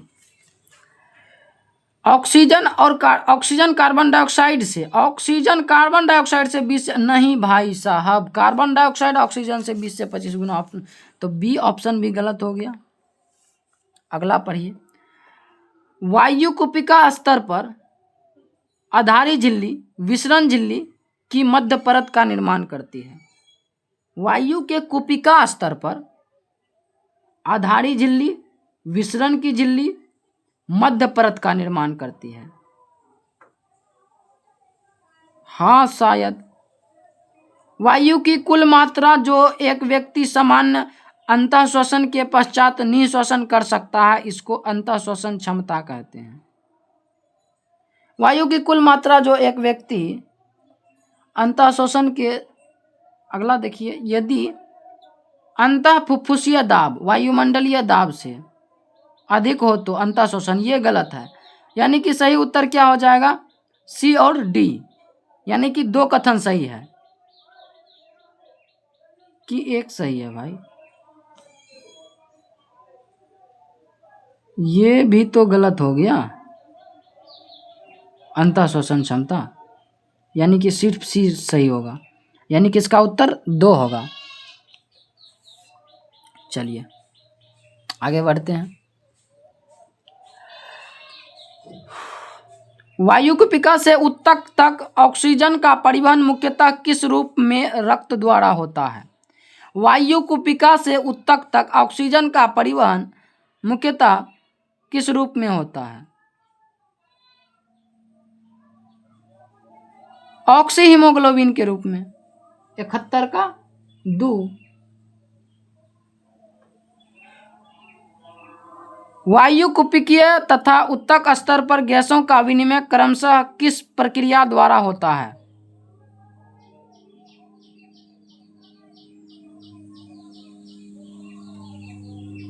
वायु कुपिकीय तथा ऊतक स्तर पर गैस का विनिमय क्रमशः किस प्रक्रिया द्वारा होता है।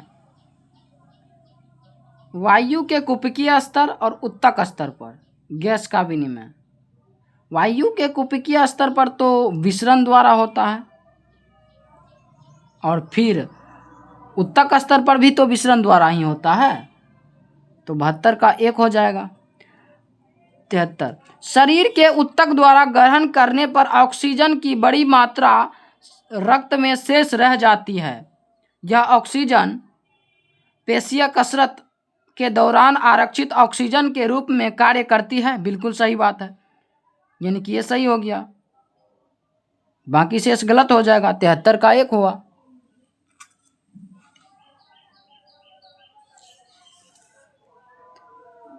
सही कथन के पहचान कीजिए। श्वास नली श्वसनिका संधि 5वें ग्रीवा कशेरुकी पर होता है, नहीं वक्षीय कशेरुकी पर। अंतः श्वसन क्षमता वायु की वह अधिकतम मात्रा है जो एक सामान्य निःश्वसन के पश्चात अंतः श्वसित की जा सकती है। अंतः श्वसन क्षमता वायु की वह अधिकतम मात्रा है जो सामान्य निःश्वसन के पश्चात अंतः श्वसित की जा सकती है। सही बात है। विऑक्सीजनित रक्त में कार्बन डाइऑक्साइड का पार्शियल प्रेशर 40 होता है, नहीं 45 होता है। एम्फाइसीमा में गैसों के विनिमय के लिए श्वसनीय सतह क्षेत्रफल वृद्धि होता है, नहीं घट जाता है। तो इसका सही उत्तर क्या हो जाएगा, 2। आइए नेक्स्ट क्वेश्चन। नीचे दिए गए कथनों का पढ़कर सही उत्तर विकल्प चयन करना है। प्लाज्मा में परिवहन के लिए आरबीसी में प्रवेश करने वाले कार्बन डाइऑक्साइड 70%, सही बात है। HCO3 में परिवर्तित हो जाता है, फेफड़े में निष्कासन के लिए कार्बन डाइऑक्साइड में परिवर्तित हो जाता है, सही है। आरबीसी में प्रवेश करने वाली कार्बन डाइऑक्साइड का लगभग 40%, नहीं भाई 40% कार्बोक्सी हीमोग्लोबिन नहीं होता है। कितना होता है कार्बोक्सी हीमोग्लोबिन, शायद 20% होता है। तो 1 सही हो जाएगा, दूसरा गलत हो जाएगा। 1 सही दूसरा गलत, सही ऑप्शन दूसरा हो जाएगा। ठीक। यदि A, B, C तथा D कार्बन डाइऑक्साइड के वायुमंडल वायु कोपिका ऑक्सीजनित रक्त विऑक्सीजनित रक्त में आंशिक दाब हो तो निम्न में कौन सा संबंध सही है। चलिए देखिए ए बी सी और डी, कार्बन डाइऑक्साइड का वायुमंडल से लेकर के विऑक्सीजनित रक्त तक का आंशिक दाब दिया गया है। तो ए का आंशिक दाब वायुमंडल में कितना होता है 0.3। देखिए ए का आंशिक दाब यानी कि वायुमंडल में कितना होता है 0.3। यहाँ किसका partial pressure of carbon dioxide है, चलिए बताना है। ए का हो गया 0.3 वायुमंडल में, बी का वायु कोपिका में 40 mmHg, सी ऑक्सीजनित रक्त में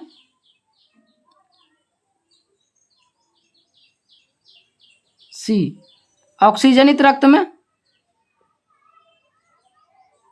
40, डी वी ऑक्सीजनित रक्त में 45। यानी कि ए बड़ा है बी से, ए छोटा है बी से यहाँ पर देखिए। और इसको भी कैसे लिख सकते हैं, सी छोटा है डी से और दोनों को बराबर कर सकते हैं, ए बड़ा बी से बराबर सी बड़ा डी से। तो ये ऑप्शन हो जाएगा अपना सी। देखिए ये ऑप्शन कहाँ पर है, ए में ही है, तो ए ऑप्शन हो जाएगा सही। आइए अगला क्वेश्चन। सही कथन का पहचान कीजिए। विसरण झिल्ली पर कार्बन डाइऑक्साइड की पारगम्यता ऑक्सीजन से अधिक होती है। विसरण झिल्ली पर कार्बन डाइऑक्साइड की पारगम्यता ऑक्सीजन से अधिक होती है। प्रत्येक 100 ml ऑक्सीजनित रक्त 1 से 2 ml ऑक्सीजन उत्तक का वितरित करती है, गलत। प्लाज्मा में कार्बोनिक एनहाइड्रेज एंजाइम की उच्च सांद्रता होती है, गलत। लगभग 70% ऑक्सीजन का परिवहन ऑक्सी हीमोग्लोबिन के रूप में होता है, गलत।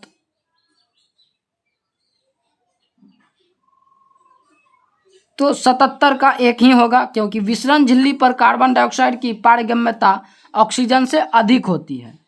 विसरण झिल्ली पर कार्बन डाइऑक्साइड की पारगम्यता ऑक्सीजन से अधिक होता है। अधिक ही नहीं बल्कि 20 से 25 गुना ज्यादा भी होता है। कार्बन डाइऑक्साइड की मुख्यतः किस रूप में परिवहन होता है, कार्बो अमीनो हीमोग्लोबिन के रूप में, कार्बोक्सी हीमोग्लोबिन के रूप में, HCO3 में, प्लाज्मा में घुलित अवस्था में। बताइए इसका उत्तर। देखिए HCO3 को बाइकार्बोनेट भी कहा जाता है। मुख्यतः किस रूप में मतलब अधिकतम किस रूप में परिवहन होता है, तो अधिकतम तो यही बाइकार्बोनेट HCO3 के रूप में होता है 70%। कई बार ये क्वेश्चन आ गया, उम्मीद करते हैं सही हुआ होगा आपका। 100 ml ऑक्सीजनित रक्त द्वारा उत्तक को तथा 100 ml विऑक्सीजनित रक्त द्वारा वायु कोपिका को कितनी मात्रा में ऑक्सीजन तथा कार्बन डाइऑक्साइड क्रमशः विपरीत होगी। 100 ml ऑक्सीजनित रक्त द्वारा उत्तक को तथा 100 ml विऑक्सीजनित रक्त द्वारा वायु कोपिका को कितनी मात्रा में ऑक्सीजन तथा कार्बन डाइऑक्साइड क्रमशः विपरीत होती है। देखिए 100 ml ऑक्सीजनित रक्त द्वारा उत्तक को, और मतलब 100 ml ऑक्सीजनित रक्त द्वारा उत्तक को कितना वितरित किया जाता है ऑक्सीजन, तो 5 ml। 100 ml वी ऑक्सीजनित रक्त द्वारा कोपिका को 4 ml। तो वी ऑक्सीजनित रक्त में क्या होता है कार्बन डाइऑक्साइड, कार्बन डाइऑक्साइड का परिवहन 4 ml, तो 5 ml और 4 ml 79 का 3। चलिए अगला प्रश्न देखिए। ऑक्सीजन वियोजन वक्र यदि तापमान घटने पर क्या प्रभाव होगा। वक्र दाईं ओर सरक जाएगी, वक्र बाईं ओर सरक जाएगी।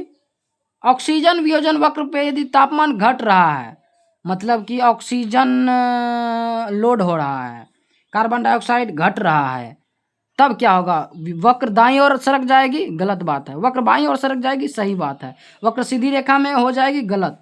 वक्र कहाँ नहीं जा सकता है। देखिए इसका सही उत्तर तो 2 होगा। निम्नलिखित केंद्र में से मस्तिष्क में के मेडुला में कितने केंद्र स्थित होते हैं। देखिए मस्तिष्क के मेडुला में तो श्वसन लय केंद्र तो होता ही है, रसायन संवेदी केंद्र तो होता ही है, न्यूमोटैक्सिक केंद्र नहीं होता है क्योंकि ये तो पोन्स में होता है। तो 1 और 2 सही हो जाएगा। तो मतलब 2 ऑप्शन इनमें सही है, तो 81 का 3 सही उत्तर होगा। चलिए अगले प्रश्न पे चलते हैं। लगातार बने रहिए और सीखते रहिए। देखिए अगला प्रश्न है, गलत कथन का चयन करें। अंतःफुफ्फुसीय झिल्ली वक्षीय स्तर के संपर्क में होती है, गलत बात है भैया। अच्छा कहता अंतःफुफ्फुसीय झिल्ली वक्षीय स्तर के संपर्क में होता है, ये तो फेफड़ा के संपर्क में होता है ना, वक्षीय के संपर्क में कहा तो सही उत्तर यही हो जाएगा। गलत कह रहा था तो गलत यही था। चलिए अगला भी पढ़ लेते हैं। बाह्य नासा छिद्र नासा कक्ष में खुलता है, सही। वक्षीय कक्ष में पार्श्व सीमा का निर्माण पसली करता है, ये भी सही है। वायु कुपिका में गैसों का विनिमय सरल विसरण द्वारा होता है, एकदम राइट। तो 82 का सही उत्तर 1 हो जाएगा, गलत ऑप्शन यही है। आइए 83, श्वसन में सम्मिलित चरण में को निम्नलिखित में से कौन सा सही क्रम है। ए, शरीर की कोशिकाओं द्वारा ऑक्सीजन का उपयोग। बी, रक्त द्वारा उत्तक तक गैसों का परिवहन। सी, फुफ्फुसीय संवातन। डी, वायु कुपिका सतह पर गैसों का विसरण। तथा ई, रक्त और उत्तक के मध्य गैसों का परिवहन। बताइए इनमें से सही क्रम कौन सा है। देखिए हम बताते हैं आपको। सबसे पहले वायुमंडल से वायु को अंदर लेते हैं, जिसे फुफ्फुसीय संवातन कहा जाता है। तो वायुमंडल को वायु से अंदर लिए, फुफ्फुसीय संवातन हुआ ऑप्शन सी। 1 और 4 तो वैसे ही खत्म हो गया, 1 और 3 तो वैसे ही खत्म हो गया, ऑप्शन सी। सी के बाद क्या आ गया, फुफ्फुसीय लिए, उसके बाद कुपिका से रक्त में जाएगा। तो वायु कुपिका सतह पर गैसों का विसरण, कुपिका के सतह पर गैसों का विसरण होगा, सही बात है। सी के बाद डी के बाद हो जाएगा रक्त तथा उत्तक तक गैसों का परिवहन, हाँ सही बात है। तो डी सी उसके बाद बी, सी डी उसके बाद बी, सी डी उसके बाद बी, यानी कि सही उत्तर 2 हो जाएगा। क्रम समझे आप, ये क्वेश्चन पहले भी कई बार आ चुका है। कौन सा कारक जो वायु कुपिकीय विसरण की दर को प्रभावित नहीं करता है। देखिए गैस की विलेयता तो करता है प्रभावित, झिल्ली की मोटाई भी प्रभावित करता है, दाब प्रवणता भी प्रभावित करता है, बाकी बचा गैस का अभिक्रिया, तो ये तो कहीं नहीं सुने हैं, तो यही होगा उसका उत्तर। विऑक्सीजनित रक्त में का ऑक्सीजन का पार्शियल प्रेशर का मान बताइए। विऑक्सीजनित रक्त में ऑक्सीजन का पार्शियल प्रेशर का मान 40 होता है। 86, मानव में आरबीसी के लिए कौन सा कथन सही है। मानव में जो आरबीसी है उसके लिए कौन सा कथन सही है कि लगभग 20 से 25% कार्बन डाइऑक्साइड का वहन करती है। ये लगभग 20 से 25% कार्बन डाइऑक्साइड का वहन करती है, सही है। ये 99.5% ऑक्सीजन का परिवहन करती है, ये गलत है। ये केवल लगभग 80% ऑक्सीजन का परिवहन करती है, बची हुई 20% प्लाज्मा में घुलित अवस्था में परिवहन नहीं भाई साहब, ऑक्सीजन का परिवहन तो 97% होता है, बाकी बचा हुआ 3% प्लाज्मा में घुली अवस्था में, तो ये भी गलत हो जाएगा। ये कार्बन डाइऑक्साइड का वहन कहीं नहीं करती है, ये तो गलत बात है भैया। तो सही उत्तर क्या हो जाएगा, 86 का 1। जाइए 87 में। विऑक्सीजनित रक्त में पार्शियल प्रेशर कार्बन डाइऑक्साइड का मान होता है। कार्बन डाइऑक्साइड के पार्शियल प्रेशर का मान विऑक्सीजनित रक्त में कितना होता है। 104, 40, 95, 45। विऑक्सीजनित रक्त में कार्बन डाइऑक्साइड का प्रेशर 45 होता है। 87 का 4। अंतःश्वसन के पश्चात वायु कुपिका में ऑक्सीजन और कार्बन डाइऑक्साइड का पार्शियल प्रेशर का मान। ऑक्सीजन का पार्शियल प्रेशर कुपिका में 104 होता है, कार्बन डाइऑक्साइड में 40 होता है, तो 104 और 40। 88 का 2। नेक्स्ट, महाधमनी की चाप की भित्ति तथा कैरोटिड धमनी में ग्राही मुख्यतः किसके लिए संवेदी होती हैं? महाधमनी के चाप की भित्ति तथा कैरोटिड धमनी में ग्राही मुख्यतः किसके लिए संवेदी होते हैं? देखिए, महाधमनी में चाप की भित्ति, कैरोटिड धमनी में ग्राही मुख्यतः किसके लिए संवेदी होते हैं? संवेदी ऑक्सीजन और कार्बन डाइऑक्साइड, तापमान और H+ सांद्रता, कार्बन डाइऑक्साइड तथा H+ सांद्रता, CO2 तथा तापमान। बताइए इसका उत्तर।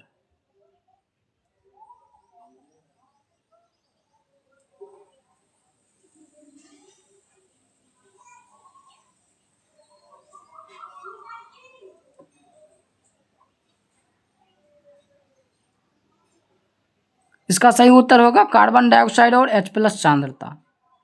महाधमनी में चाप की भित्ति, कैरोटिड धमनी में ग्राही मुख्यतः किसके लिए संवेदी है? तो सही उत्तर क्या होगा? कार्बन डाइऑक्साइड और H+ सांद्रता। आइए अगला क्वेश्चन। मेडुला में श्वसन केंद्र रसायन संवेदी क्षेत्र किसके द्वारा प्रभावित होता है?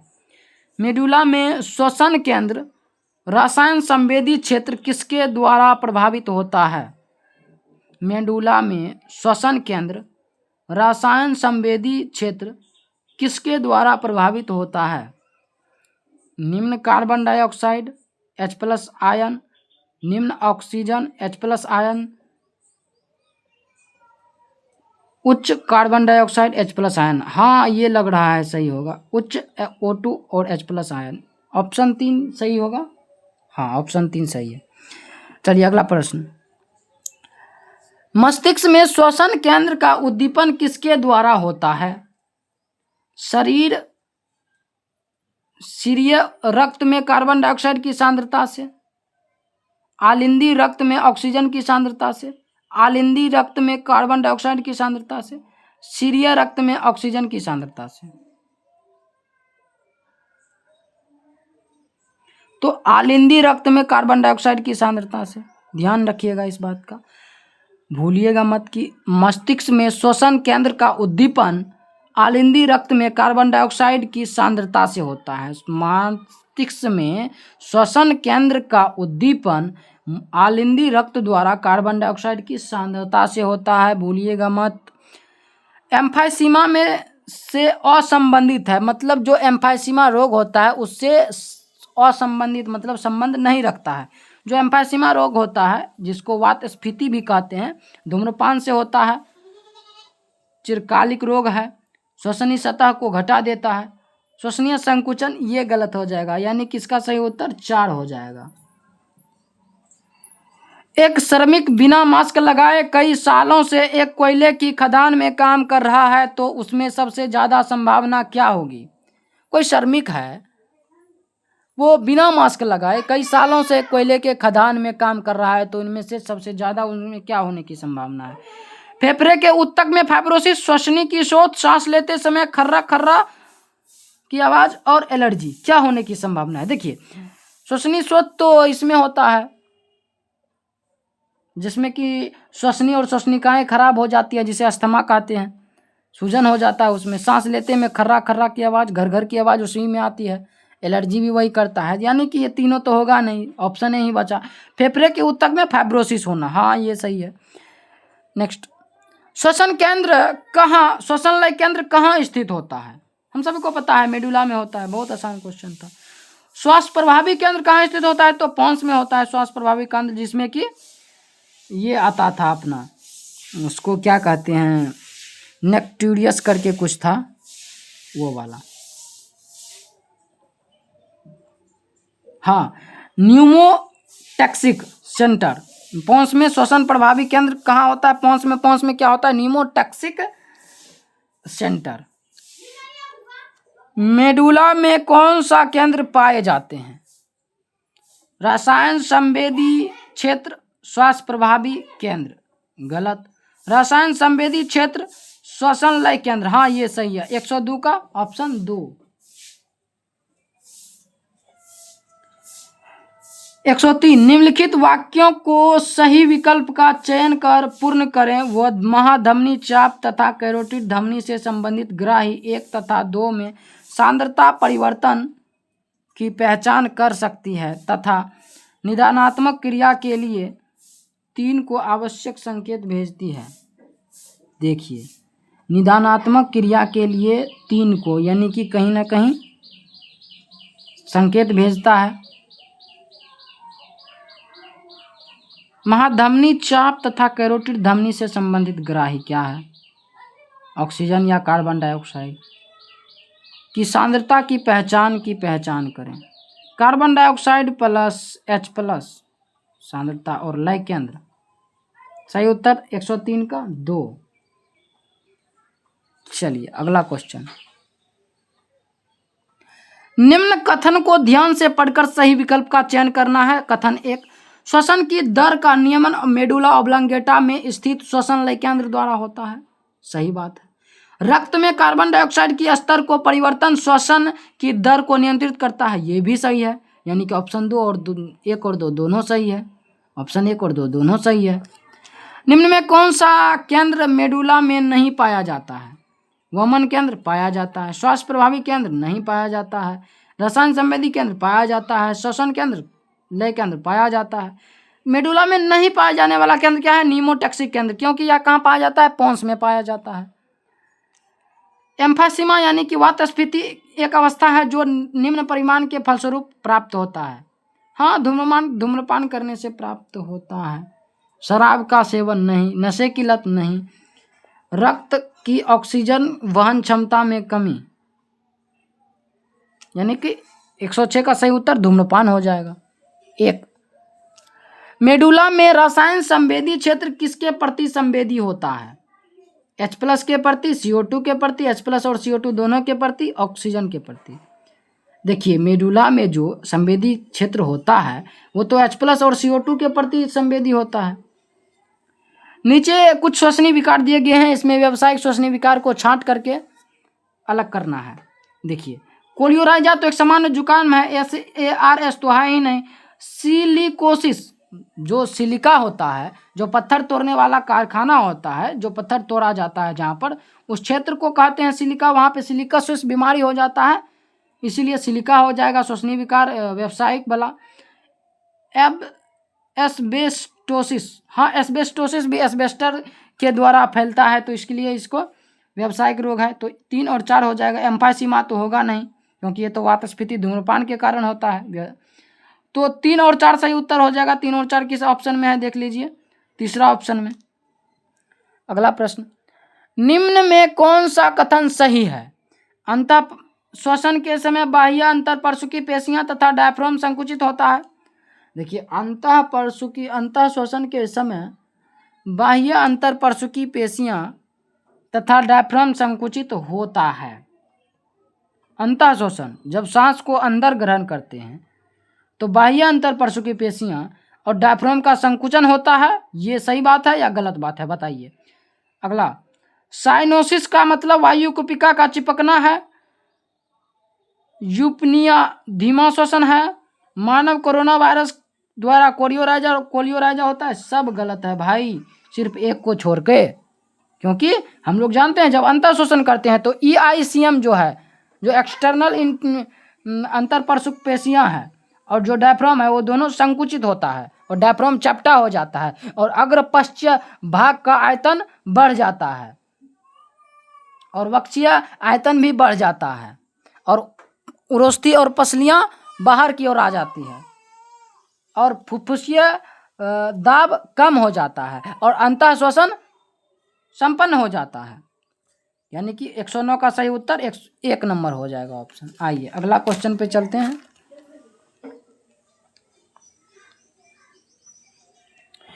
श्वसनी और श्वसनिकाओं की शोथ निम्न में किस श्वसन विकार की विशेषता है? अस्थमा, एम्फाइसीमा, क्षय रोग, डिप्थेरिया। श्वसनी और श्वसनिकाओं में जब शोथ होता है यानी कि सूजन होता है तो किस श्वसनी विकार के द्वारा होता है? अस्थमा के द्वारा। कार्बन मोनोऑक्साइड एक व्यक्ति को मार भी सकता है क्योंकि इसकी बंधुता निम्न से अधिक उच्च होती है।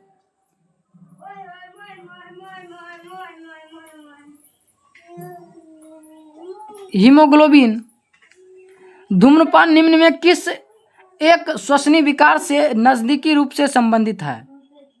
धूम्रपान एम्फाइसीमा वातस्फीति के द्वारा। व्यावसायिक फेफड़े के रोग के बारे में गलत। फुफ्फुसीय ऊतक में शोथ, रेशेदार ऊतक का विकास, धूल का सांस फेफड़े में जाना सामान्य कारण है, संलग्न वायु भित्ति की क्षति। हाँ, ये व्यावसायिक फेफड़े की रोग में गलत। बाकी फुफ्फुस की ऊतक तो प्रभावित होता ही है, रेशेदार ऊतक से भी बीमारी फैलता है, धूल का कण से भी बीमारी फैलता है, यानी कि इसके बारे में गलत जो विचार है संलग्न वायु कुपिका की भित्ति का क्षति, क्योंकि इस भित्ति के क्षति से तो एम्फाइसीमा होता है, यहाँ व्यावसायिक रोग है। चलिए समझे। आइए अगला क्वेश्चन मिलान करने वाला है। कॉलम 1 और 2 से मिलान कीजिए। जलीय मोलस्का किस चीज के द्वारा सांस लेता है? क्लोम के द्वारा। 1 का 3। पक्षी किस चीज के द्वारा सांस लेता है? कीट श्वसन नलिका के द्वारा। केचुआ त्वचा के द्वारा। तो डी का 1, सी का 4, डी का 1, सी का 4, बी का तो साला पता नहीं चल रहा है। ए का क्लोम 3। चलिए इसका सही उत्तर क्या होगा? 1 ऑप्शन। अगला क्वेश्चन, आप बने रहिए, हम लोग नीट के PYQ को भी कवर करेंगे इसी क्लास में। एक रोगी के रक्त का विश्लेषण करने पर उनमें सामान्य रूप से उच्च मात्रा में कार्बोक्सी हीमोग्लोबिन अवयव का पता चलता है। निम्न में कौन सा निष्कर्ष सबसे अधिक सही होने की संभावना है? रोगी असामान्य रूप से कौन से उच्च घटक वाली प्रदूषित वायु में सांस ले रहा है? देखिए क्वेश्चन को पढ़िए ध्यान से। एक रोगी रक्त का विश्लेषण करने पर उसमें असामान्य रूप से उच्च मात्रा में कार्बोक्सी हीमोग्लोबिन अवयव पाया जाता है। कार्बोक्सी हीमोग्लोबिन अवयव पाया जाता है। निम्न में से कौन सा निष्कर्ष सबसे अधिक सही होने की संभावना है? रोगी असामान्य रूप से कौन सा उच्च कोटि वाले प्रदूषक में सांस ले रहा है? कार्बन मोनोऑक्साइड हो जाएगा। गलत मिलान वाले युग्म का चयन करना है। बस एक और क्वेश्चन के बाद ये खत्म होगा, फिर हम PYQ पे चलेंगे। गलत मिलान वाले चयन का गलत मिलान वाले युग्म का चयन करना है। कंठछद उपास्थि का बना होता है, सही बात है। केचुआ नम त्वचा लेता है। वमन केंद्र मेडुला में है। मेडुला लयबद्ध केंद्र परमस्थ, ये गलत बात है। मेडुला लयबद्ध केंद्र तो मेडुला में ही है। 116 का गलत वाला 4 हो जाएगा। 117 समतल क्षेत्र पर रहने वाले लोग जब फेफड़े पर घूमने जाते हैं, समतल क्षेत्र पर रहने वाले लोग जब पहाड़ों पर घूमने जाते हैं तो उसमें तंगुता रोग हो सकता है। इसका प्राथमिक कारण है ऑक्सीजन में कार्बन डाइऑक्साइड की अधिक मात्रा, हीमोग्लोबिन की क्षमता में कमी, ऑक्सीजन की आंशिक दाब में कमी, वायु के ऑक्सीजन का अनुपात घटना। देखिए इसका सही उत्तर हो जाएगा ऑक्सीजन के आंशिक दाब में कमी। समझे। आइए अब हम लोग का इंतजार खत्म होता है और PYQ के तरफ चलते हैं। प्रीवियस ईयर क्वेश्चन का पहला क्वेश्चन पढ़ते हैं। मानव में श्वसन के संबंध में निम्नलिखित में से कौन सा कथन सत्य है? सही कथन का चूज करना है। मस्तिष्क के पौंस क्षेत्र में स्थित श्वसन नियमित केंद्र से निकले तंत्रिकीय संकेत में निःश्वसन की अवधि बढ़ सकती है। पत्थर को तोड़ने और घिसने के उद्योग में काम आने वाला श्रमिक का फेफड़ा रेशमीयता के रोग हो सकता है।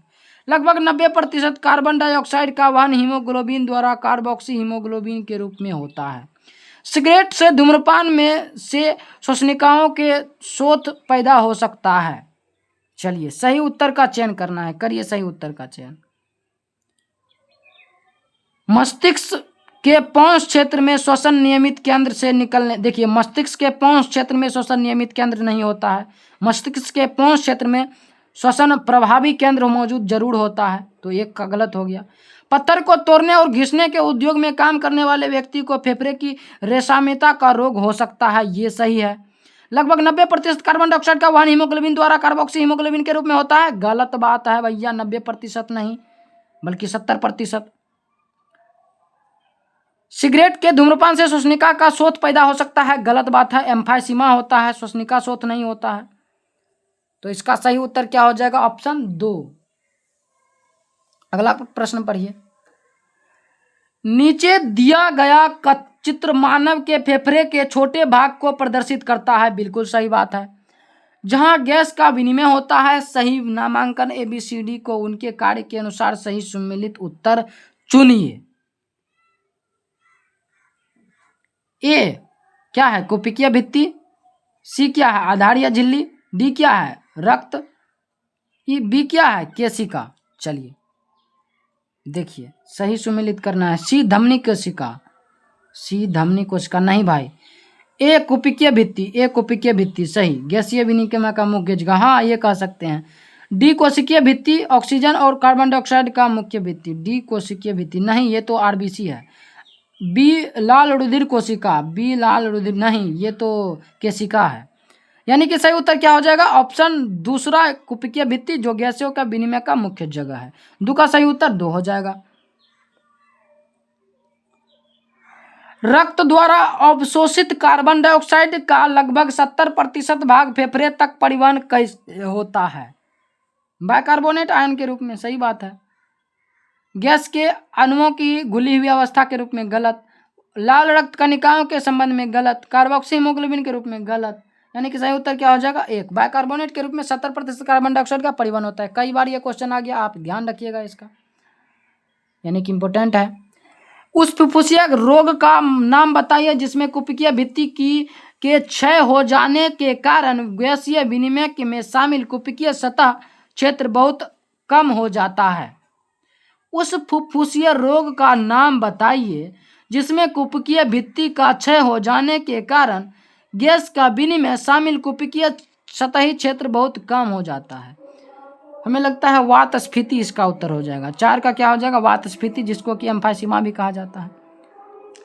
धूम्रपान करने के कारण प्रधानता उत्पन्न होने वाले दीर्घकालीन श्वसनीय विकार का नाम बताइए। दीर्घकालीन श्वसनीय विकार 5 का वात स्फीति, यानी कि एम्फाइसीमा है।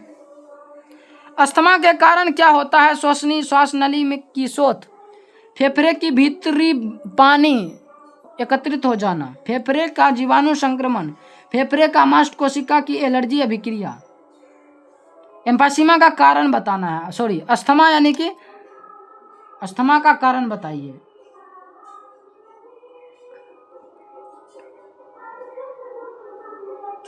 क्या होगा अस्थमा का कारण? इसकी मास्ट कोशिका में एलर्जी की अभिक्रिया होती है।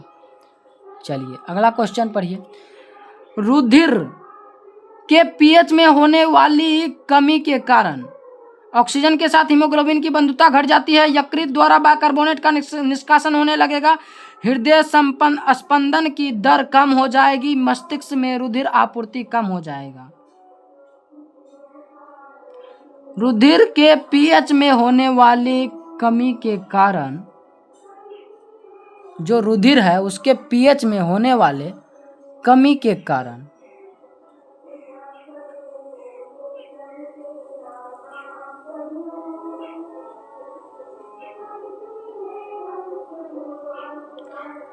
रुधिर के पीएच में होने वाले कमी के कारण ऑक्सीजन के साथ हीमोग्लोबिन की बंधुता घट जाएगी, समझे?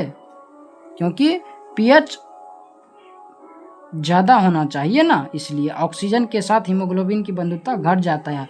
और रुधिर में पीएच कमी होगा तो ऑक्सीजन हीमोग्लोबिन के साथ बंधुता मतलब कि जुड़ना थोड़ा कम हो जाएगा।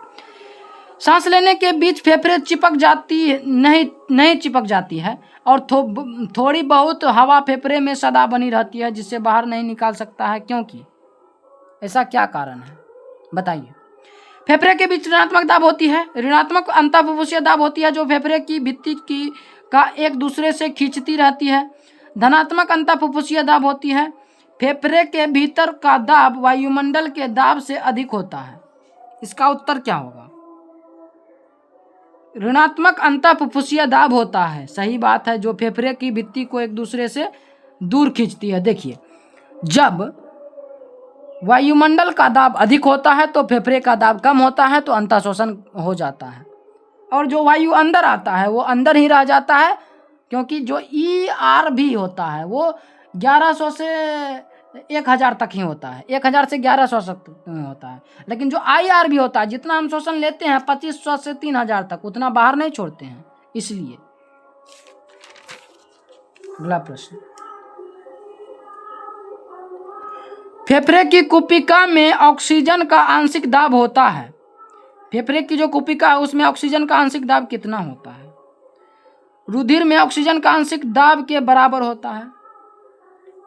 रुधिर में ऑक्सीजन की आंशिक दाब से अधिक होता है। रुधिर में ऑक्सीजन की आंशिक दाब से कम होता है।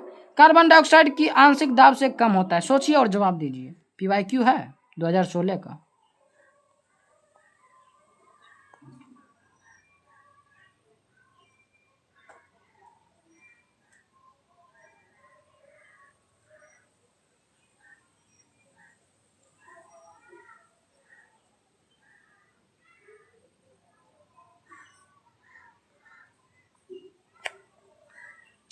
देखिए, इसका सही उत्तर हो जाएगा रुधिर में ऑक्सीजन की आंशिक दाब से अधिक हो जाता है, क्योंकि कुपिका में ऑक्सीजन का आंशिक दाब 104 होता है। वहीं बात करें रुधिर में तो इसका आंशिक दाब 95 होता है। अगला प्रश्न, फेफड़े हवा से भरे कोष कुपिका के बने होते हैं। बलपूर्वक निःश्वसन के बाद ये किस कारण से पूर्णतः नहीं सिकुड़ते हैं? फेफड़े हवा से भरे होते हैं, पूरा फूले होते हैं, भरे होते हैं, कुपिका के बने होते हैं। फेफड़े हवा से भरे कोष कुपिका के बने होते हैं। बलपूर्वक निःश्वसन के बाद ये किस कारण से पूर्णतः नहीं सिकुड़ते? अंतः श्वसन सुरक्षित आयतन, ज्वारीय आयतन, निःश्वसन सुरक्षित आयतन, अवशिष्ट आयतन। ऑब्वियस सी बात है, अवशिष्ट आयतन के कारण, क्योंकि अवशिष्ट आयतन फेफड़े में बच जाता है। निम्नलिखित में कौन सा विकल्प क्रमशः दमा या अस्थमा के फेफड़े की दशा को उचित रूप से दर्शाता है? देखिए, पहले पता करना है दमा, फिर वातस्फीति। श्वसनीय सतह की अधिकता, श्वसनिका की मेसोत, श्वसनिका की संख्या में अधिकता, श्वसन की सतह में अधिकता, श्वसनिका में शोथ, श्वसनीय सतह की कमी, श्वसनीय सतह में कमी, श्वसनिका में शोथ। बताइए इसका सही उत्तर, क्रमशः बताना है। पहले दमा का बताइए, फिर वातस्फीति का बताइए। दमा में क्या होता है? श्वसनीय और श्वसनिकाओं में सूजन हो जाता है, जिसे शोथ हो जाता है। और वातस्फीति या एम्फाइसीमा में क्या होता है? श्वसन की सतह कमी हो जाती है। चलिए अगला क्वेश्चन, स्तंभ 1 में दी गई मदों का स्तंभ 2 में की मदों से मिलान कीजिए और नीचे दिए गए विकल्प में से सही विकल्प का चयन कीजिए। ज्वारीय आयतन एथनो से एथनो मिलीलीटर होता है। अंतः श्वसन सुरक्षित आयतन एथनो होता है, एथनो होता है, एथनो होता है। देखिए, इसका सही विकल्प का चयन करना है। ज्वारीय आयतन टाइडल वॉल्यूम कितना होता है? 500। चलिए, ए का हो गया 3। अंतः श्वसन सुरक्षित आयतन कितना होता है? 2500 से 3000। बी का हो गया 1। निःश्वसन सुरक्षित आयतन कितना होता है? 1100 से 1200 नहीं, 1000 से 1100। अवशिष्ट आयतन 1100 से 1200। डी का 2। तो ए का 3, बी का 1, सी का 4, डी का 2। सही उत्तर 2 हो जाएगा। अगला प्रश्न, निम्नलिखित में से व्यावसायिक श्वसनीय विकार का उदाहरण क्या है? व्यावसायिक सिलिकाम्यता, बहुत आसान, पहले भी ये क्वेश्चन आया था NCERT एक्सट्रैक्ट बारे में। तो श्वसनीय विकार व्यावसायिक जो उत्पन्न होता है, सिलिकाम्यता है, सिलिकोसिस जिसको कहते हैं, क्योंकि सिलिका जो पत्थर तोड़ने वाले कारखाना होता है, फैक्ट्री होता है, वहाँ से पैदा होता है ये रोग। अगला प्रश्न, एक व्यायामी के ज्वारीय आयतन एवं निःश्वसित आरक्षित आयतन क्रमशः इतना है, 500 और 1000। यदि अवशिष्ट आयतन 1200 है तब इसकी निःश्वसन क्षमता कितनी होगी? एक्सपायरेटरी कैपेसिटी पूछ रहा है आईसी। बताइए इसका जो निःश्वसन क्षमता है वो कितना होगा?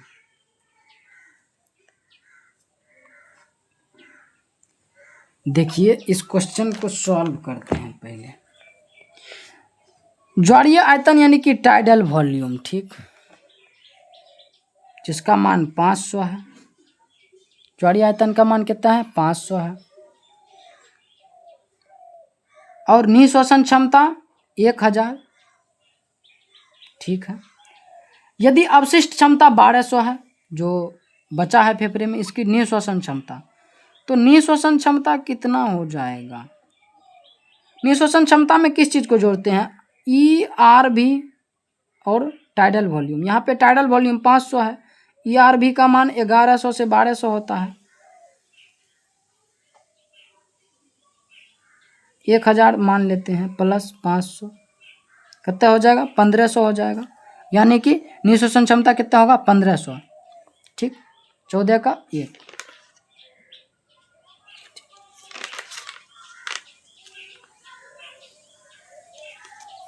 अगला प्रश्न पढ़िए 15 नंबर। ऑक्सीजन के परिवहन के संदर्भ में गलत कथन को पहचानें। कार्बन डाइऑक्साइड का आंशिक दाब हीमोग्लोबिन से बांधने वाली ऑक्सीजन में बाधा डाल सकता है। कार्बन डाइऑक्साइड का आंशिक दाब हीमोग्लोबिन से बांधने वाली ऑक्सीजन में बाधा डाल सकता है। देखिए ऑक्सीजन के विषय में गलत कथन को चूज करना है। तो कार्बन डाइऑक्साइड का आंशिक दाब हीमोग्लोबिन से बांधने वाली ऑक्सीजन के में बाधा डाल नहीं। वायु कुपिका में X+ सांद्रता उच्च ही ऑक्सी हीमोग्लोबिन में उच्च नहीं होना चाहिए, निम्न होना चाहिए। तो यही गलत होगा हमारे ख्याल से। वायु कुपिका में कम oxy carbon dioxide oxy haemoglobin बनने में सहायक है। सही बात है, कुपिका में तो ऑक्सी हीमोग्लोबिन कम बने, कम कार्बन डाइऑक्साइड का प्रेशर लेगा तभी ऑक्सी हीमोग्लोबिन बनेगा। ऑक्सीजन की हीमोग्लोबिन के बंधुता में मुख्यतः ऑक्सीजन का आंशिक दाब संबंधित है।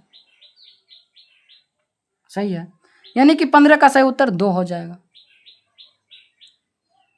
अंतः श्वसन के दौरान होने वाली सही घटनाओं का चयन करना है। तो अंतः श्वसन के दौरान होने वाली सही घटना, बाह्य अंतर परशुकी पेशी का संकुचन, सही है। फुफ्फुस का आयतन कम हो जाता है, ये गलत लग रहा है। अंतः फुफ्फुसीय दाब बढ़ जाता है, ये भी गलत लग रहा है। सही घटना का चयन, अच्छा डायफ्राम में संकुचन भी है तो A और B सही हो जाएगा। तो A और B 4 का सही उत्तर। अगला प्रश्न, कुपिका में ऑक्सी हीमोग्लोबिन बनने के लिए निम्नलिखित परिस्थिति का चयन कीजिए। जब ऑक्सी हीमोग्लोबिन अगर हमें कुपिका में बनाना है तो किस शर्त को हमें रखना पड़ेगा? निम्न O2 गलत, उच्च O2 सही हो रहा, लगभग सही। उच्च CO2 ये गलत हो गया। निम्न O2 गलत, उच्च O2 सही, निम्न CO2 सही, निम्न H+ सही, अपेक्षाकृत कम तापमान सही। यानी कि सही उत्तर 4 हो जाएगा। 17 का 4 सही है।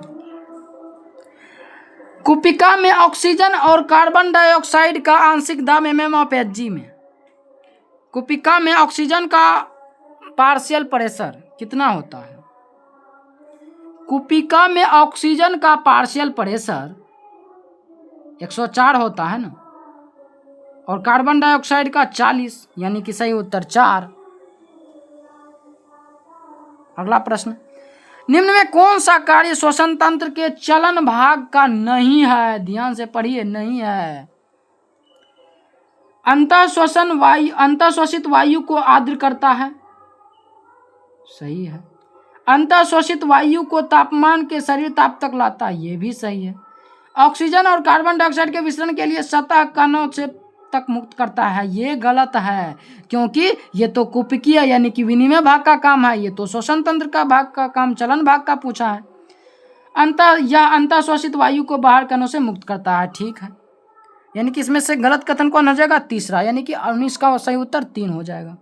अगला प्रश्न, मनुष्य में सामान्य शरीर क्रियात्मक परिस्थिति स्थिति में 100 ml ऑक्सीजनित रक्त ऊतक में कितने ml ऑक्सीजन वितरित करता है? जो मनुष्य है अपने शरीर के क्रियात्मक स्थिति में 100 ml ऑक्सीजन लेकर जाता है तो कितने ml ऑक्सीजन वितरित करता है? वैसे तो 20 ml लेके जाता है, लेकिन वितरित कितना करता है? तो 5 ml करता है ऑक्सीजन के साथ।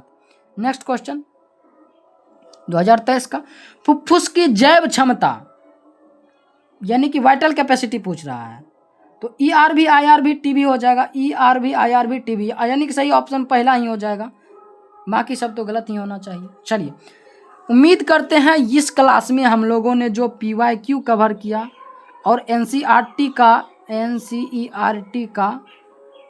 एक्सट्रैक्ट क्वेश्चन किया,